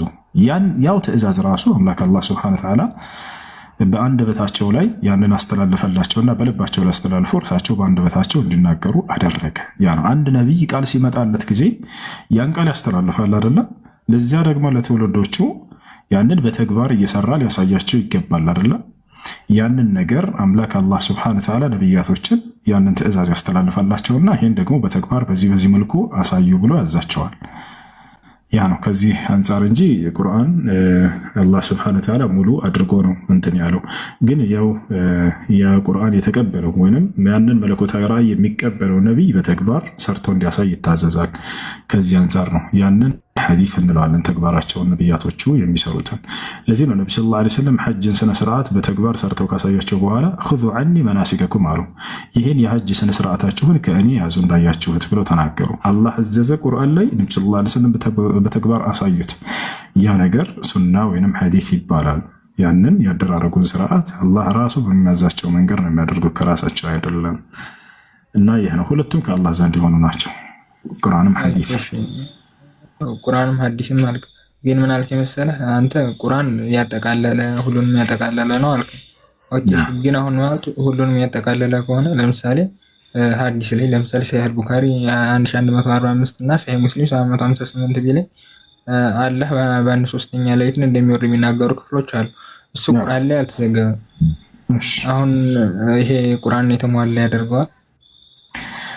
ይኸውልህ ቁርአንን አላህ ሐዲስን ራሱ በቁርአን ላይ ገልጾታል እኮ እያልከው ነው። አላህ በሐዲስ ላይ ሐዲስን ገልጾታል አይደለ? አላህ በቁርአን ላይ ስለ ሐዲስ እርሱን ራሱ የተናገረው ራሱ እንደሆነ ይናገራል እያልከው ነው። ከእኔ ዘንድ የሚተላለፍ ራእይ ነው ሐዲስን ይለናል። እስኪ ሐዲስ የሚለውን ወጣ ማይም ማስረጃውን ክፈቱ። አሁን ያልከው ሐዲስ ማለት አዎ ነብዩ ሰለላሁ ዐለይሂ ወሰለም የተናገሩት ማለት ነው አይደል? ሐዲስ ማለት እሱ የተናገረው ነው እንጂ የኔ መለኮት ያለበት ነው አላ። አዎ እርሱ የሚናገረው ብሎ አላህ ከእኔ ዘንድ የሚተላለፍ ራእይ ነው ብሎ ቃል በቃል በቁርአን ላይ ተናግሯል። ላሳይህ። ቆይ አንዴ ሐዲስ ብሎ ስሙን ጠቅሶ ሐዲስ ማለት ትርጉም ምን ማለት ነው? ንግግር ማለት እኮ ነው። ነብዩ የተናገረው ኦኬ ነብዩ የአላህን ቃል በሱ አማካኝነት ተናግሯል አልተናገረም? ተናግረዋል። እሱን ነው። ስለዚህ ቁርአንን ነው እንጂ ሐዲስ ሊሆን አይችልም ማለት ነው። አይደለም ሐዲስንም ነው አላህ ራሱ እየመሰከረ ነው። ቁርአን ላይ እየተናገረ ነው። ሙሐመድ የሚናገረው ሁሉ እያለን ነው። ከራሱ አንዳችን ላሳየህ። ሙሐመድ ከራሱ አንዳችን አይናገርም። ሐዲስ ማለት ንግግር ማለት ነው። ንግግራቸውን ምን አለ? ከእኔ የሚመጣ ራእይ ነው እርሱ ራሱ እያለ መሰከረ። እሺ ሐዲስ የሚለውን አሳየኝ። ሐዲስ ማለት ንግግር ማለት ነው። ገብቷል? ቋንቋ ሐዲስ የአረበኛ ቃል ነው ብሩክ፣ ገብቷል? ንግግር ማለት ነው። ንግግር ማለት ነው። የነብዩ ሰለላሁ ዐለይሂ ወሰለም ንግግር ማለት ነው። ስለዚህ የሙሐመድ አንዲትም አይናገርም ከእኔ የሚተላለፍ ራእይ እንጂ ሌላ አይደለም ብሎ መስክሯል ቁርአን አላህ። ስለዚህ አሁን ለምሳሌ አንተ ባልከው መሰረት ቁርአን የጎደለው ነገር አለ ማለት ነው። ማን ነው የጎደለ ነገር አለ ያለው? እንደሱ አይደለም ያልኩት። ሁለቱም ከአላህ ዘንድ ነው ያልኩት። እሺ ነው አሁን ተጓተናል። ግን ቀጥታ የመጣው ቁርአን ሐዲስ ነው ካለ ሁለቱም ነው የመጣው። ነብዩ ሰለላሁ ዐለይሂ ወሰለም ቃል በቃል ምን አሉ? ቁርአንንም ሐዲስንም ከአላህ ዘንድ ተሰጠሁኝ አሉ። ቀጥታ ከአላህ ነው የመጣላቸው። ላሳየህ እሱን። ኦኬ እሺ አሁን ለምሳሌ ማለት ነው በተለያዩ ክፍሎች ብዙ ክፍሎች መጥቀስ እንችላለን። ቁርአን የተብራራና ግልጽ መሆኑን ይናገራል አይደል? ግን ማለት ነው አሁን ለምሳሌ አላህ ያለው ምንድነው? ሐዲስን ወይም ተፍሲርን ሲሆን ተጠቀሙ ያለው የፊተኞችን መጽሐፉን የሚያነቡት ሰዎች ጠይቁ ነው ያለው እንጂ ሐዲስን ተፍሲርን ተጠቀሙ አላለ። ቆይ አንዴ አዳምጥ። ተፍሲርን ተጠቀሙ ብሏል አላህ፣ ችግር የለውም። ሐዲስንም ተጠቀሙ ብሏል፣ ላሳየህ ነው። ተፍሲርን ተጠቀሙ እንዳላላት አላህ ተፍሲር ማለት ነው ተፍሲር ማለት ነው የእውቀት ባለቤት ማለት ነው። ያው የእውቀት ባለቤቶች ማብራሪያ ነው። ተፍሲር ብሎ ማለት የእውቀት ባለቤቶች ፍቺ ማለት ነው አይደለ? የእውቀት ባለቤቶች ክርስቲያንና ይሁዶች አይደሉ? አይደለም። አይሁዶችና ክርስቲያኖችንማ ከሃዲዎች ናቸው ነው ያለው አላህ። ስለሙ በሏቸው ነው ያለው። ቆይ አይደለም። ሱራ 1094 ላይ የተጠቀሱ የፊተኞችን ፊት መጽሐፍን የሚያነቡት ሰዎች የተባሉት የመጽሐፉ ባለቤቶች ክርስቲያኖችና አይሁዶች አይደሉ? አይደለም። መጽሐፉን የሰጣቸውን ነብያቶችን ነው እንጂ እያለ ያለው። በሌላ ቦታ ላይ አላህ የመጽሐፉ ባለቤቶች ያነባሉ የተባሉት እነማን ናቸው? ነቢያቶች። እሺ ለምሳሌ ማንኛው ነብይ? እስኪ አንድ ነብይ ጥራል። ያለፉትን መጽሐፎች የተሰጡት ሲል ጊዜ ተውራትና ኢንጅልን አስመልክቶ ነው። እነሱ ደግሞ እነሱ ሙስሊም ናቸው። አዎ እስቲ ለምሳሌ ማለት ነው። እስኪ ማን ልበል? እስኪ ሙሴ እኔ ሙስሊም ነኝ ያለበት ማስረጃ እስቲ። በጣም ጥሩ። ሙሴ ቃል በቃል ለህዝቦቹ ሙስሊሞች ሁኑ እያለ ሲያዛቸው ላሳየህ ነው። ህዝቦቹም እኛ ሙስሊሞች ነን ብለው የሙሴ ህዝቦች ሲናገሩ ላሳየህ። እሺ ከሱ መጽሐፍ እስቲ ከሱ መጽሐፍ ጥሩ። የሱ መጽሐፍ ምን ይባላል? የሱ መጽሐፍ ኦሪት። አይዋ ኦሪት ማን የሰጠው? ኦሪት ነው ኤሎሂም ነው የሰጠው። ኤሎሂም አሁን እንደገና ወደ መጽሐፍ ቅዱስ ገባ። ቁርአኑን ታውከው? ኤሎሂም በነገራችን ላይ አላህ የሚለውን አይሁዶችም ክርስቲያኖችም ይቀርሙታል። ማስረጃ ሰየናት ክፈት። ምን ማስረጃ ነው ፈልገው? ኦኬ ኤሎሂም ማን ነው? ለምሳሌ አንተ ክርስቲያን ነህ አይደል? አዎ። ክርስቲያን እንደመሆነ አምላክህ ማን ነው? የኔ አምላክ ኤሎሂም። በጣም ጥሩ። ኢየሱስ ክርስቶስ እና ሐዋርያቶች አንዲት ቦታ ላይ አምላክ ኤሎሂም ነው ያሉበትን አሳየን። ክፈትና አምላክ ኤሎሂም ነው ያሉበትን አምላክ። እሺ ዮሐንስ ወንጌል ምዕራፍ 17 ከቁጥር 3 ላይ ያለውን አምላክ ብሎ የጠራው ኤሎሂም መሆኑን ዕብራይስጥ ላይ ከፍተን ማየት እንችላለን። እና ክፈት። አዲስ ኪዳን ላይ ነው ያልኩት። ኢየሱስ ክርስቶስ እንዲሁም ሐዋርያቶች እና አይ በነገር ኤሎሂም በዕብራይስጥኛው ኤሎሂም ማለት እግዚአብሔር ማለት። ቆይ ለምንድን ነው የምትሸሸው? መሸሽ አይደለም ማስረጃ ወጣ ብቻ እኮ ነው ያልኩህ። እሺ ክፈቱ። ዕብራይስጥኛው ዮሐንስ ወንጌል ምዕራፍ 1 ቁጥር 1 ምን ይላል የሚለው ነው? ኢናርኬኖ ሎጎስ የሚለው አይደል? ዮሐንስ ወንጌል ምዕራፍ 1 ቁጥር 1 ስለ የአምላክ ስም ይናገራል አይደል? ዮሐንስ ወንጌል ምዕራፍ 1 ከቁጥር 1 ላይ ዕብራይስጥኛውን ነው የምትፈልገው ወይስ ግሪክ? ዮሐንስ ወንጌል ምዕራፍ 1 ቁጥር 1 ላይ ኢየሱስ ክርስቶስ ወይንም ማነው ዮሐንስ አምላክን ማን ብሎ ነው የጠራው? እግዚአብሔር። በአማርኛው እግዚአብሔር ነው፣ በግሪከኛው ስለዚህ እግዚአብሔር ይታወቃል። በግሪከኛው ኢናርኬኖሎጎስ ከሎጎስ በጣም ቴዎስ ነው። አንተ አምላክ ብለህ የምትጠራው አንተ ነው። እሱ ስህተት እንደሆነ እሱን እንግደለው እና ወደ ቀጣይ እንሄዳለን። ኢየሱስ ክርስቶስም ሆነ ሐዋርያቶች አምላክን እግዚአብሔር ነው አምላክ ብለው አስተምረዋል ወይንስ ይህን ስም አያውቁትም? በቃ አሁን መጣልኝ። አሁን ለምሳሌ ያለ 99 ስሞች አሉ። አሁን 99 ስሞች አሉት ማለት ቆይ እንጂ ራሱ ረኝ የተጠየቀው ሌላ ነው፣ የምታወራው ሌላ ነው። ስለ አላህ እናወራለን፣ ችግር የለውም። አሁን ግን አንተ አምላክን ኢየሱስም ሆነ ሐዋርያቶች እግዚአብሔር ነው ብሎ ያስተማረ አንድ ሐዋርያ ወይንም ነብያት አለ ወይስ የለም? ወይ ይሄ ሰማይ አለ መጽሐፍ ቅዱስ አማርኛ መጽሐፍ ቅዱስ በጣም አማርኛ ያስተምሩ የነበሩት ሐዋርያቶችና ኢየሱስ ክርስቶስ ሐዋርያቶች ለምሳሌ ማለት ነው አላህ 99 ስሞች አሉት ማለት ቆይ ያለ ስም አለ ብቻ ነው ማለት? ስለ አላህ አይደለም የተጠየቀው፣ ስለ አላህ ትጠይቀኛለህ? አይ አይደለም። አይ አሁን እኮ ያዝነው ነው እሱ ንጽር ነው እንጂ እኮ እንትን አይደለም። መልስልኝ እኮ የምታነጻጽረው እኮ አንተ ነው። ከዚያ በኋላ እስልምናን የምታነጻጽረው ብሩኬ ምን ነካ? አይ መጀመሪያ እኔ አልነበርኩም እየጠየቅኩ የነበረው ያንተን መልስልኝ ነው አይደለም። አንተ ኤሎሂም ነው ስለ አይ ሸሸና ወደ አማርኛው መጣ። ደህና እየመለስኩልህ ራስህ ወደ እሺ እኔ መጽሐፍ ቅዱስ ቆይ እኛ የምንጠቀመው እግዚአብሔር የሚለውን ስም ነው። እሱ አንተ ምንድነው የምትጠቀመው? አይደለም እሱ በአርሜክ ነበር ሲያስተምር የነበረው የምትጠቀመው ምንድነው? አይደለም ጥያቄ። ኢየሱስ ክርስቶስና ነብያቶች ሐዋርያቶች እግዚአብሔር የሚለውን ስም ያውቁታል ወይስ አያውቁትም? ያውቁታል። ምክንያቱም ፈጣሪ አምላካችን ሁሉንም ቋንቋ ይችላል። አሁን ክፈትና በእነሱ እንዳለ አይደለም። ከእነርሱ ሲናገሩበት ቋንቋ እግዚአብሔር አንዴ ከነቢያቶችም ሆነ ከኢየሱስ ክርስቶስ ከሐዋርያቶችም አንዱ እግዚአብሔር ነው አምላክ ብሎ የተናገረበትን በራሳቸው መጽሐፍ ላይ በራሳቸው ቋንቋ አሳየን። ክፈት በራሳቸው ቋንቋ። አይ የኛ በነገራችን ላይ ማለት ነው የኛ አምላክ ሁሉንም ቋንቋ ስለሚችል በሁሉም ቋንቋ ላሳይ ይችላል። ለምሳሌ በአማርኛው መጽሐፍ ቅዱስ ላይ ከፍተን ማየት እንችላለን። አሁን አምላክ ቋንቋ ይችላል በአማርኛው አይደለም ጥያቄ። ቆይ አንዴ እግዚአብሔር አንተ እኮ ይችላል አይችልም አይደለም እንዴ? ምን ሆነህ ነው ብሩክ? ግልጽ ጥያቄ እኮ ነው። ትልቅ ነህ አንተ፣ ህፃን ልጅ አይደለም። ለምን ታወናብዳለህ ራስህን? እዚህ እኮ ህፃን ልጅ አይደለም ያለው፣ ሁሉም ትላልቅ ነው።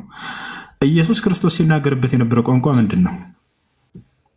ኢየሱስ አርማይክ። በአረማይክ ቋንቋ አምላኩን እግዚአብሔር ብሎ ነው የሚጠራው ወይንስ አይደለም? በአርማይክ ለምሳሌ በሌላ ብሎ ጠራው ማለት በኤሎሄም አይደለም ማለት ነው አምላክ። ጥያቄው እግዚአብሔር የሚለው ስም ላይ ነው። እግዚአብሔር ብሎ አምላኩን ይጠራ ነበር ኢየሱስ ወይንስ አይጠራም? ቆይ አንዴ በአርማይክ እግዚአብሔር ብሎ አልጠራው ማለት ኤሎሄም አይደለም ነው ማለት ኤሎሄም ብሎ አልጠራው ማለት ኤሎሄም አይደለም። ከዚያ በኋላ ደግሞ እሱን ጥያቄ ትጠይቃለህ። ችግር የለውም። ኢየሱስ አይደለም። አይ ግልጽ እንዲሆንልህ ግልጽ ነው። ይኸውልህ ብሩኬ ግልጽ ነው። አብሽር። ኢየሱስ ክርስቶስ አምላኩን እግዚአብሔር ብሎ ጠርቷል አልጠራም? በአረማይክ ቋንቋ እግዚአብሔር ማለት እኮ ያው ኤሎሄም ማለት ነው። ምን ማለት ነው? እግዚአብሔር ሳይሆን ጥያቄ እግዚአብሔር ብሎ ነበር አምላኩ። አይ በነገራችን ላይ ጌታችን ኢየሱስ በአርማይክ ነው የሰበከ ማለት የእግዚአብሔር ስም እንትን አያጠፋውም። ኢየሱስ ክርስቶስ አምላኩን እግዚአብሔር ብሎ ጠርቶ ያውቃል አያውቅም? አምላኩን እያልክ አትናገር። በመጀመሪያ አምላክ እያልክ ነገር ምን ያስታክ አምላክ እሺ ችግር የለውም። ወደሱ እንመጣለሁ። አምላክን በኢየሱስ ክርስቶስ ማን ብሎ ነበር የሚጠራው? ማን አብን አባቱን እያልክ ጠይቀኝ እንጂ አምላኩን እያልክ አትጠይቀኝ። በመጀመሪያ እሺ አምላክ ማን ነው? ማን ብሎ ነው ክርስቶስ ያስተማረው ስለ አምላክ? በነገራችን ላይ ማለት ነው አሁን ለምሳሌ በአርማይክ አስተምሮ በአርማይከኛ ሌላ ብሎ ጠራው ማለት ኤሎሄም አይደለም ማለት አይደለም። ፈጣሪ ይሄ ማለት ነው የሚለውን ከዚያ በኋላ ታወራለህ። ብሩክ ማን ነው የሚባለው ስሙ አምላክ በአርማይክ ቋንቋ በክርስቶስ አይደለም? ቆይ ሁሱ አንዴ እንደማመጥ እኔንም አዳምጠኝ። አሁን ክርስቶስ የሰበከው በአርማይክ ማለት ክርስቶስ ያስተምር የነበረው በአርማይከኛ ቋንቋ ነው። ኦኬ በአርማይከኛ ነው። እሺ ተግባባን። ግን በአርማይክ ሌላ ብሎ ጠራው ማለት አምላክን በስሙ ኤሎሄም ማለት አይደለም። ምክንያቱም ነቢያቶች የሰበኩት ኤሎሄም ብለው ነው። ግን እሱ ሲያስተምር የነበረው በአርማይክ ነው እና አምላክ እንትን ሲጠራው የነበረው ሌላ ነው እና ያ ማለት ጌታችን ኢየሱስ ማን ብሎ ነው ሲጠራ የነበረው? እሱና አሁን ማወቅ የፈለገ ብሎ ሲጠራ የነበረው ነው ኢላሃ እንጂ እግዚአብሔር አይደለም። ኢላሃ እሱ የነበረው ኢላሃ ነው። ኢላሃ ማለት ግን ስለዚህ እግዚአብሔር ብሎ አላስተማረም ማለት ነው። አላሁ አክበር። ቆይ አንዴ ኢላሃ ብሎ ጠራው ማለት እኮ ኤሎሄም አሁን ለምሳሌ ሙሴ ከአምስቱ ኦሪቶች መጽሐፎች ውስጥ ኤሎሄም ብሎ ነበር የሚጠራው አይደል? እግዚአብሔር ብሎ አይጠራውም ነበር። ከኢትዮጵያ ውጭ እንደማይታወቅ አረጋግጥና ኢላሃ ወደሚለው ደግሞ እንሄዳለን። ኢላሃ አይደለም፣ ወደሱ እሄዳለሁ። ግን እግዚአብሔር ብሎ አይጠራም ነበር አይደለ? ይጠራው ነበር። እግዚአብሔር ብሎ እንደሚጠራ አሁን ቀጥታ ማስረጃውን ክፈተው፣ ወሬውን ተው፣ ክፈት። ችግር የለውም። አማርኛውን መጽሐፍ ቅዱስ የተረጎመበት ነው። ክርስቶስ በአማርኛ ነበር ያስተማረው በአረማይክ? አንተ ይህ ቋንቋ ላይ የኛ አምላክ ነገርኩህ። አሁን ስለ ቋንቋ አይደለም ጥያቄ። ክርስቶስ ያስተማረበት ቋንቋ አረማይክ ነው ብለህን አልቀደም። በአረማይክ ቋንቋ አምላኩን ማን ብሎ ነው የሚጠራው? ስለ እግዚአብሔር ብሎ እንደማይጠራ አምናሃል። ኢላሃ ብሎ ነው የሚጠራው ብለሃል። አሁን ክፈትና ኢላሃ የሚለውን አሳየን፣ እንዴት ብሎ እንደሚጠራ። እንደማመጥ ችግር የለውም። ምን ያሳያል? በቃ ችግር የለውም። ክፈተው አሁን ማስረጃ ማን ብሎ አምላክ። እሺ አዳምጠኝ፣ ኧረ ፕሊስ አዳምጠኝ። ያ ማለት ግን እኮ ማለት ነው ኤሎሄም አይደለም ማለት ነው የአምላክ። መልስልኝ ነገር። እሺ ችግር የለውም። ክፈተው አሁን ማስረጃ። እሺ መልስልኝ መጀመሪያ። ኤሎሄም አይደለም ማለት ነው አምላክ። በቃ እንደፈለክ ይሁን። አሁን ማስረጃውን ክፈተው። ኢላሃ አይ እንደፈለክ ሳይሆን መልስልኝ መጀመሪያ እኮ ኢላሃ ብሎ ነው የሚጠራው ብለህናል። ማስረጃ ክፈት እያልኩህ ነው ብሩኬ፣ እባክህን ክፈት። ኧረ ቆይ ይሄን መልስልኝና በከፍታ ይሻል ማስረጃው ልክፈትና ለሳያ አማርኛ ቀድመህ ለተናገርከው አንተ ኢላሃ ብሎ ነው የሚጠራው አምላኩን ስላልክ አንዴ ክፈታትና እሷን አሳየን። ያው እየጠበቀው በብሬስጠኛው ማለት ነው። አላህ ሲተረጎም እኮ ዛፍ ነው። ያንንም ላሳይ ይችላል። ችግር እሱ ታሳየናለህ። ያንንም ማለት ነው ቁረይሽ ማለት እንደ ጠዋት ያመልኩት እንደነበር አሳየን። አንዴ ብሩኬ አሁን ኢላሃ የሚለውን አሳየን። ቅድም የተናገርከውን ማስረጃ ክፈት። ማስረጃ ማለት ያልከኝ እኮ ማን ብሎ እንደሚጠራው ላሳይ እኮ። ለምሳሌ እኮ ኢየሱስ አምላኩን ኢላሃ ብሎ እንደሚጠራው አለ። ማስረጃ ግን አያውቅም፣ ወላሂ አያውቅም። ላዝናለሁ። ብሩክ አቤት። አንዴ ከቅድም ጀምሮ እሱን እየጠየቀው ነበር አይደለ?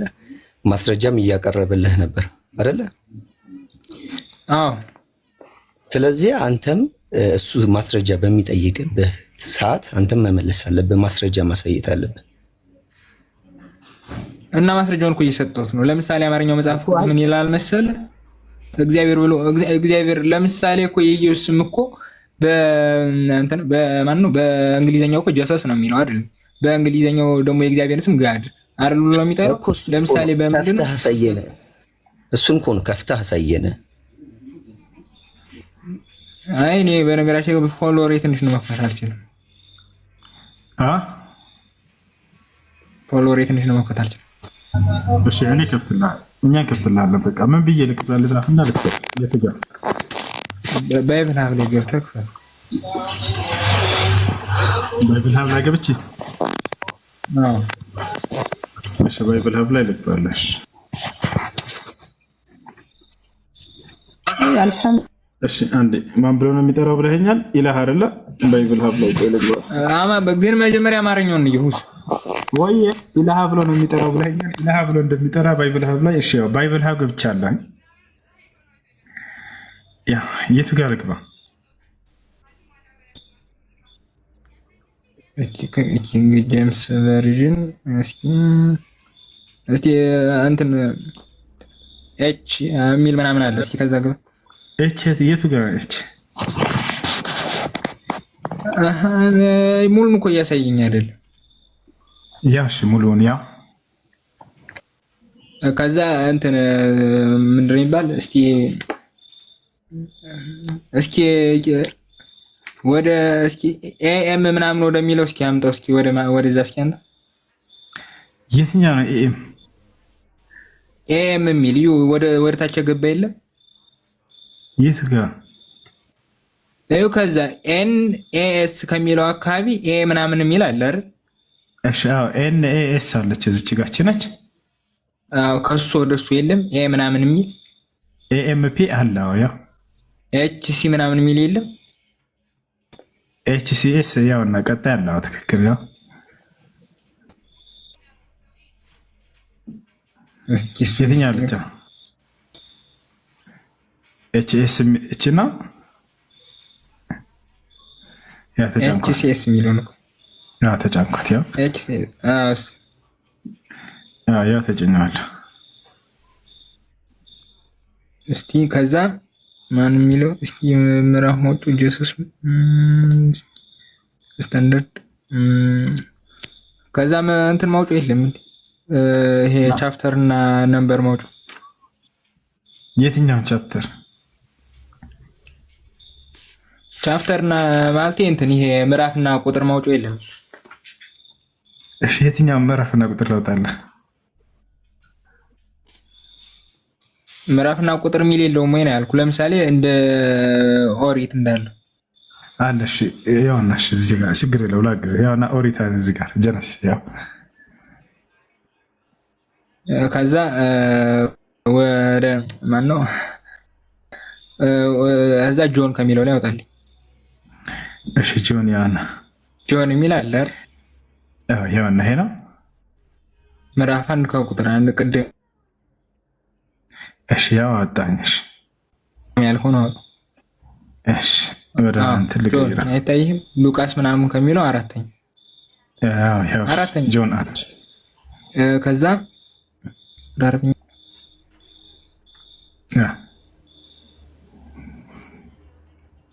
እሺ ኢን ዘ ቢጊኒንግ ጋር ምናምን የሚል አለ አይደል?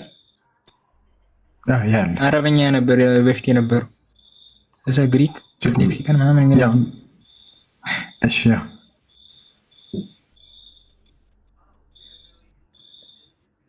እስቲ እንትን ህብሪውን አውጡ ማለት እንትን አርማይከኛውን አውጡ እንጂ እሺ ወደ አረማይክ ልቀይረው አርማይኩን አድርገው እንጂ እሺ አረማይክ ላድርገው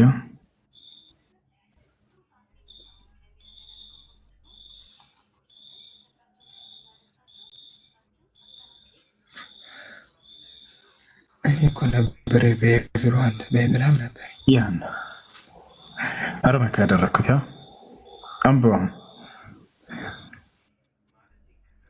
ወደ አረማይክ እስኪ ተርጉሙ ከአረማይክ ያደረኩት ያ ጉድ መጽዮ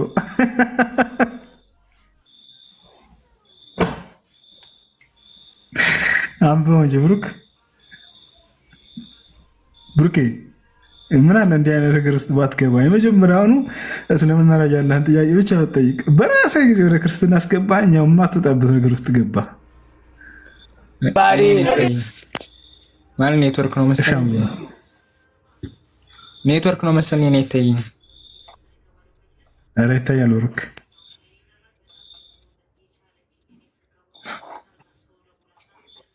እሺ በቃ ጥያቄ ያላችሁ ልጆች ግቡ። በቃ አናስጨንቅ ከዚህ በላይ እሺ። ኔትወርክ ስለሆነ አይታየኝም።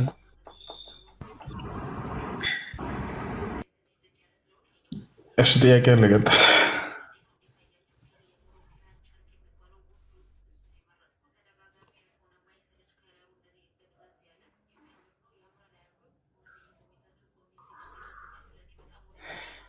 እሺ አድሚኖች ካላችሁ በተራ አስገቧቸው። ጥያቄ ያለው መቀጠል ይችላል።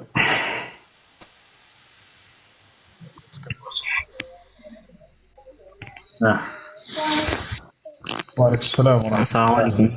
وعليكم السلام. ደህና ነህ? አለ አልሐምዱሊላህ። እሺ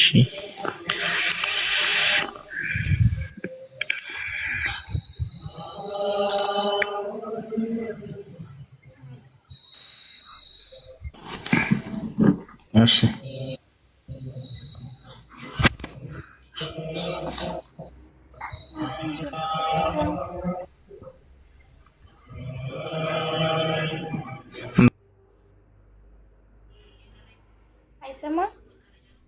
ይሰማል። አሰላሙ አለይኩም ወራህመቱላሂ ወአለይኩም ሰላም ወራህመቱላሂ ወበረካቱ። እሱ ጥያቄ ነበረኝ። እሺ እንትን ተረዊ ላይ ማለት ነው። ተረዊ ስንሰግድ መስጊድ ላይ ማለት ነው። እንትን ኡስታዝ እያስቀራ እያሰገደ እኛ ከኋላ ኋላ መቅራት እንችላለን ወይ ዝም ብለን ነው የምናዳምጠው? ዝም ብላችሁ ነው የምታዳምጡት። ፋቲሃን ብቻ ቀሩ። ነቢያችን ሰለላሁ ዐለይሂ ወሰለም ላ ሶላተ ሊመን ለም የቅራ ቢፋቲሐቲል ኪታብ ስላሉ በሶላቱ ላይ ሱረቱል ፋቲሃን ያልቀራ ሶላት የለውም ስላሉ ፋቲሃን ብቻ ትቀራላችሁ። ከዛ ውጭ ያለውን ግን ታዳምጣላችሁ። ይቀራስ ችግር አለው ማለት እስካሁን ድረስ ስሰግድ ያው ከኋላ ኋላ ነቢያችን ሰለላሁ ዐለይሂ ወሰለም ከልክለዋል። ሰሃቦቻቸው ከኋላ በሚሰግዱ ጊዜ ከነብዩ ሰለላሁ ዐለይሂ ወሰለም ኋላ ከፋቲሃ ውጭ ሌላውን ስትቀሩ ሰምቻቸዋለሁ እና አትቅሩ ብለው ከልክሏቸዋል። ስለዚህ ማዳመጥ ነው ያለብን እንጂ መቅራት የለብንም።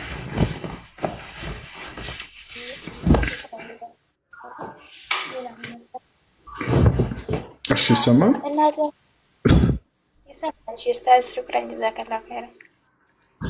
አይ መርሐባ። ጥያቄ ያለ ይቀጥል። ሰላሙ አለይኩም ወራህመቱላሂ ወበረካቱ። ወአለይኩም ሰላም ወራህመቱላሂ ወበረካቱ። አላህ ይጠብቅህ። ማሻአላህ ወላሁ ኸይራን። አንድ ጥያቄ ልጠይቅማ። ራቲብ ሱናዎች ያኔ የዙህር ሶላት ላይ ረሱላህ ስለማኒ ሁለት መስገዱ በላጭ ነው ሳለ አራት ረካ እንደምንሰግድ ላይ ያኔ አራትም መስገድ ይቻላል አይደለ? እዚያ ላይ እንዴት ነው መስገድ የምንችለው? በመሃል መቀመጥ አለብን ወይስ ማለት ተሸሁድ ማድረግ አለብን? ዝም ብለን ነው አራቱም ነው?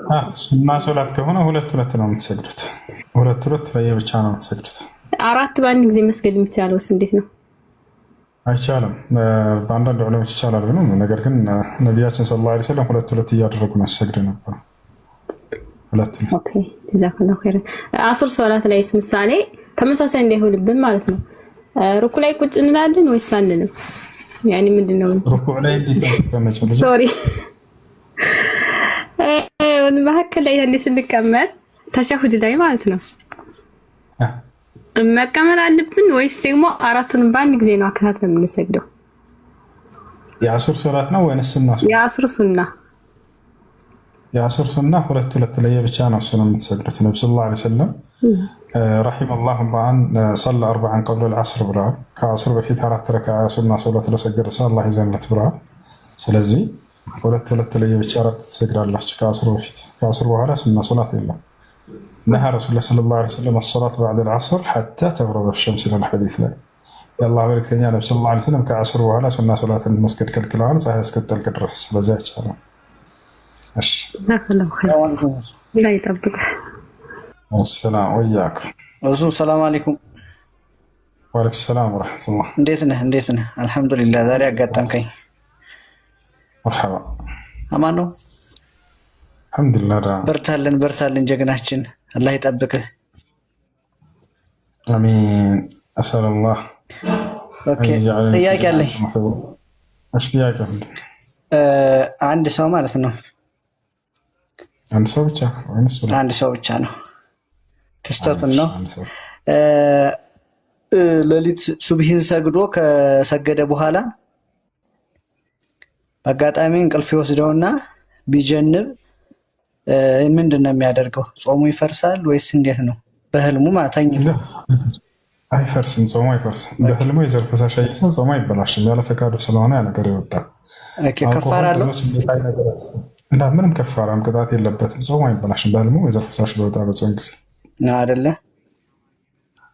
ጀዛከላህ ኸይር። ጠይቀ ብዙ ጊዜ እየገባሁኝ በቃ ወረፋም ላገኝ አልቻልኩም። አይሽ ጥያቄ አሚን። ሰላም አለይኩም። እሺ ጥያቄ ምንድን ነው? ጥያቄ አለኝ። እሱ እንዴት ነህ? ደህና አልሐምዱሊላህ። ጥያቄ ምንድን ነው?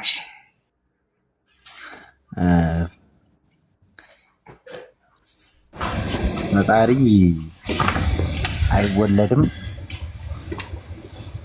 አይበላም፣ አይጠጣም ብለሃል።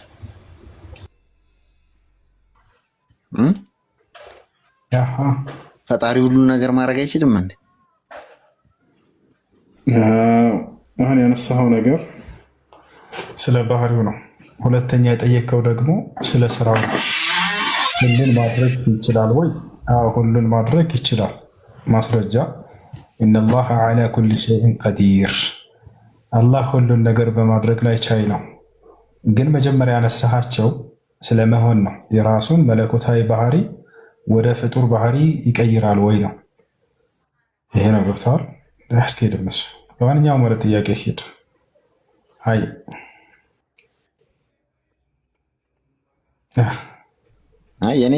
የኔ ጥያቄ ይሄ ነው። ካብራራህልኝ ተረዳኸኝ አይደል? ለምሳሌ አሁን ፈጣሪ ፍጡር መሆን ይችላል ወይ እና ፍጡር መሆን ይችላል አይችልም ሳይሆን እርሱ አይገባውም ያ ባህሪ ነው። ምታላልና ፍጡር ከሆነ መልሶ ፈጣሪ ሊሆን አይችልም። ፈጣሪ ይበላል ወይ መጠጣት ይችላል ወይ መሞት ይችላል ወይ? ላ ፈጣሪ ይችላል አይችልም ተብሎ ሳይሆን ይሄ የማንነት ጥያቄ ነው።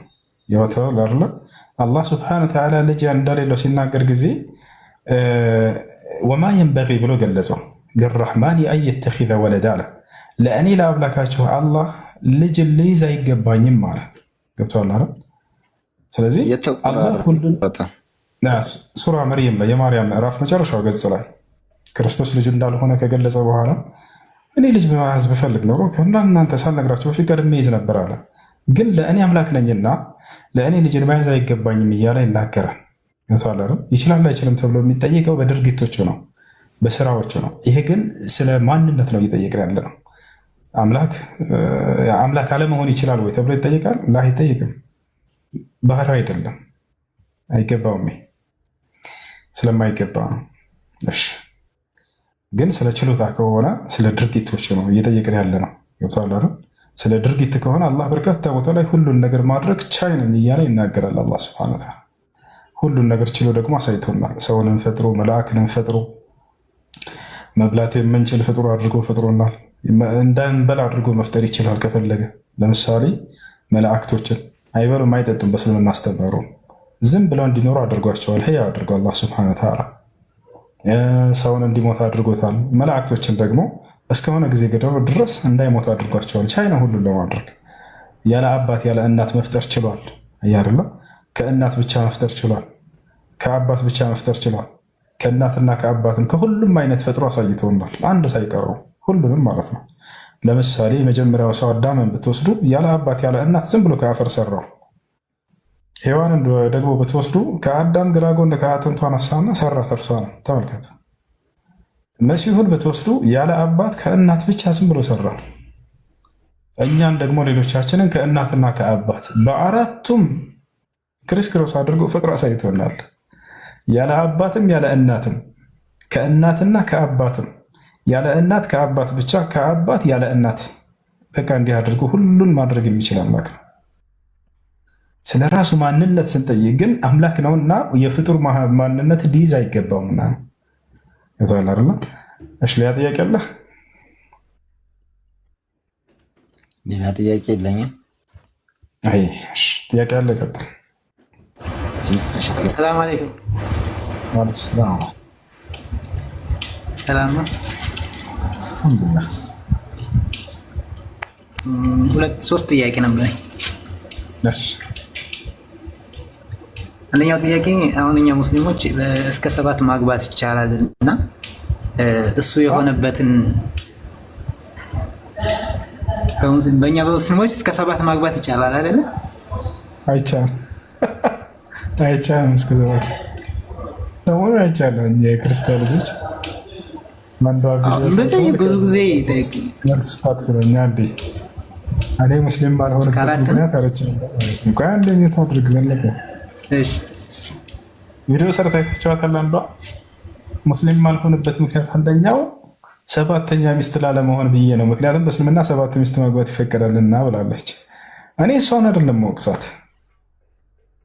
ነገር ግን ከላይ የጫኗቸውን ሰዎች ነው። ምክንያቱም እርሷ ምንም አታውቅም። እርሷን መወቅሳት መቼ ነው? ይሄን ነገር በታ አለማረጋገጡ አለመጠየቋ ነው። የሰው ልጅ ስህተት ላይ ሊወድቅ ይችላል። አዎ ሊወድቅ ይችላል፣ ሰው ነውና። ሰዎች ሊያሳስቱት ይችላሉ ወይ? አዎ ይችላሉ። ነገር ግን እሱ ሳይሆን የሚወቀስበት ያን ነገር ከባለቤቶቹ ጋር ሄዶ ይሄ ነገር እንደው እውነት ነው ውሸት የተነገረ ብሎ ባለመጠየቃቸው በጣም አዝናለሁ። ክርስቲያኖች የተነገራቸው ነገር ካለ ስለ እስልምና ያልተመቻቸው ነገር ካለ በነፃነት መታችሁ ያን መጠየቅ ትችላላችሁ። ማስረጃ ሳይል ማለት ትችላላችሁ ለምንናገረው ሁሉ እና በቁርአንም ሆነ በሐዲስም ላይ 7 ሚስት ማግባት ይፈቀዳል የሚል የለም። ከታቻለ አይደል? እንደው በዛ ከተባለ ለአንድ ሰው 4 ሚስት ብቻ ነው። ያንንም እንዳውም መስፈርቶች አሉት፣ ከባባድ መስፈርት። ያን ካላሟላ አይፈቀድለትም ከአንድ በላይ። አላህ በቁርአን ላይ ለምሳሌ ፈንኪሑ ማ ጣበ ለኩም ሚነ ኒሳኢ መስና ወሱላሰ ወሩባዕ ፈኢን ኺፍቱም አላ ተዕዲሉ ፈዋሒደተን አለ። አቅሙና ችሎታው ካላችሁ የማስተዳደር አቅም ካለው ሰውየው ሁሉን ያሟላ ከሆነ ስለዚያ ሰው ሲናገር ምን አለ? ከሴቶች የተዋቡላቸውን 2፣ 3፣ 4 ማግቡ ካለ በኋላ ነገር ግን በመካከላቸው ፍትህን አናደርግም ብላችሁ ከፈራችሁ አንዲት ብቻ አግቡ አለ። አንድ ብቻ ቃል በቃል አንዲት ብቻ አግቡ። አቅሙ ሳይኖረው ሁለተኛ ገባለሁ ቢል ሰውየው አይፈቀድም በኢስላም። አቅሙ ኖሮት ራሱ የፈለገ ቢሊየነር ሀብታም ሆኖ የተከለከለ አይነትም አለ። ምን አይነት ሰው ከተባለ ፍትሃዊ መሆን የማይችል ከሆነ አንዳንድ ሰው አይታችሁ ከሆነ ሁለተኛ ሲያገባ የመጀመሪያዋን ይተዋታል፣ እንደሌለችም አድርጎ ዝም ብሎ ይተዋል። በቃ ይሄ አይፈቀድለትም። የፈለገ ሀብታም ቢሆን አላህ ፍትሃዊ መሆን የማትችል ከሆነ አይፈቀድላቸውም ከአንድ በላይ ብሎ ቃል በቃል ተናገረ። መስፈርቱን ሳያሟላ ያገባ ሰው ታዲያ ቅጣት ይጠብቀዋል ወይ? አዎ ይጠብቀዋል። ሁላ የሚገርማችሁ ምንድን ነው ቅጣቱ? ቃለ ነቢ ሰለላሁ ዐለይሂ ወሰለም መን ካነት ዐንደሁ እምረአታኒ ፊ ዱንያ ፈለም ያዕድል በይነሁማ ጃአ የውመ ልቅያመቲ ወሽቅሁ ሳቅጥ። ወቃለ ነቢ ሰለላሁ ዐለይሂ ወሰለም ፊ ሪዋየትን ኡኽራ መን ካነት ዐንደሁ እምረአታኒ ፊ ዱንያ ፈማለ ኢላ ኢሕዳሁማ ጃአ የውመ ልቅያመቲ ወሽቅሁ ማኢል። ነቢ ሰለላሁ ዐለይሂ ወሰለም ምናሉ?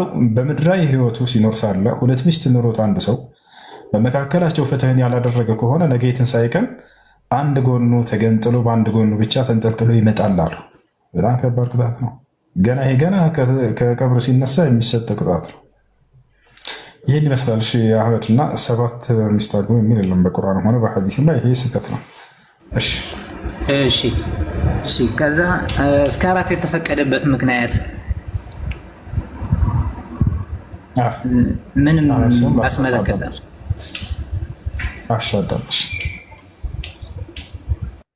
እንዴት አድርገው እስከ 4 የተፈቀደበት ምክንያት አንደኛ ይህ ነገር በእኛ ትውልድና በእኛ ላይ ብቻ ሳይሆን ላለፉት ዘመናትም ነቢያትና ለትውልዶቻቸው የተፈቀደ ነገር ነበር፣ አዲስ ነገር አይደለም። ማስረጃ ቃለ ስብሓነሁ ወተዓላ ፊ ሱረት ራዕድ ወለቀድ አርሰልና ሩሱለን ሚን ቀብሊከ ወጀዐልና ለሁም አዝዋጅን ወዙርያ። ሙስሊም አይደለም የምትሉ ልጆች ኮሜንት ላይ እረፉ። ዝም ብላችሁ አዳምጡ። ሙስሊም ነኝ ብሎ መጥተዋል።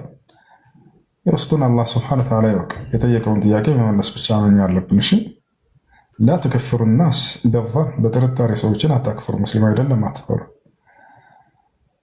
ያ አዩሃ አለዚነ አመኑ ኢዛ ደረብቱም ፊ ሰቢሊላህ ፈተበየኑ ወላ ተቁሉ ሊመን አልቃ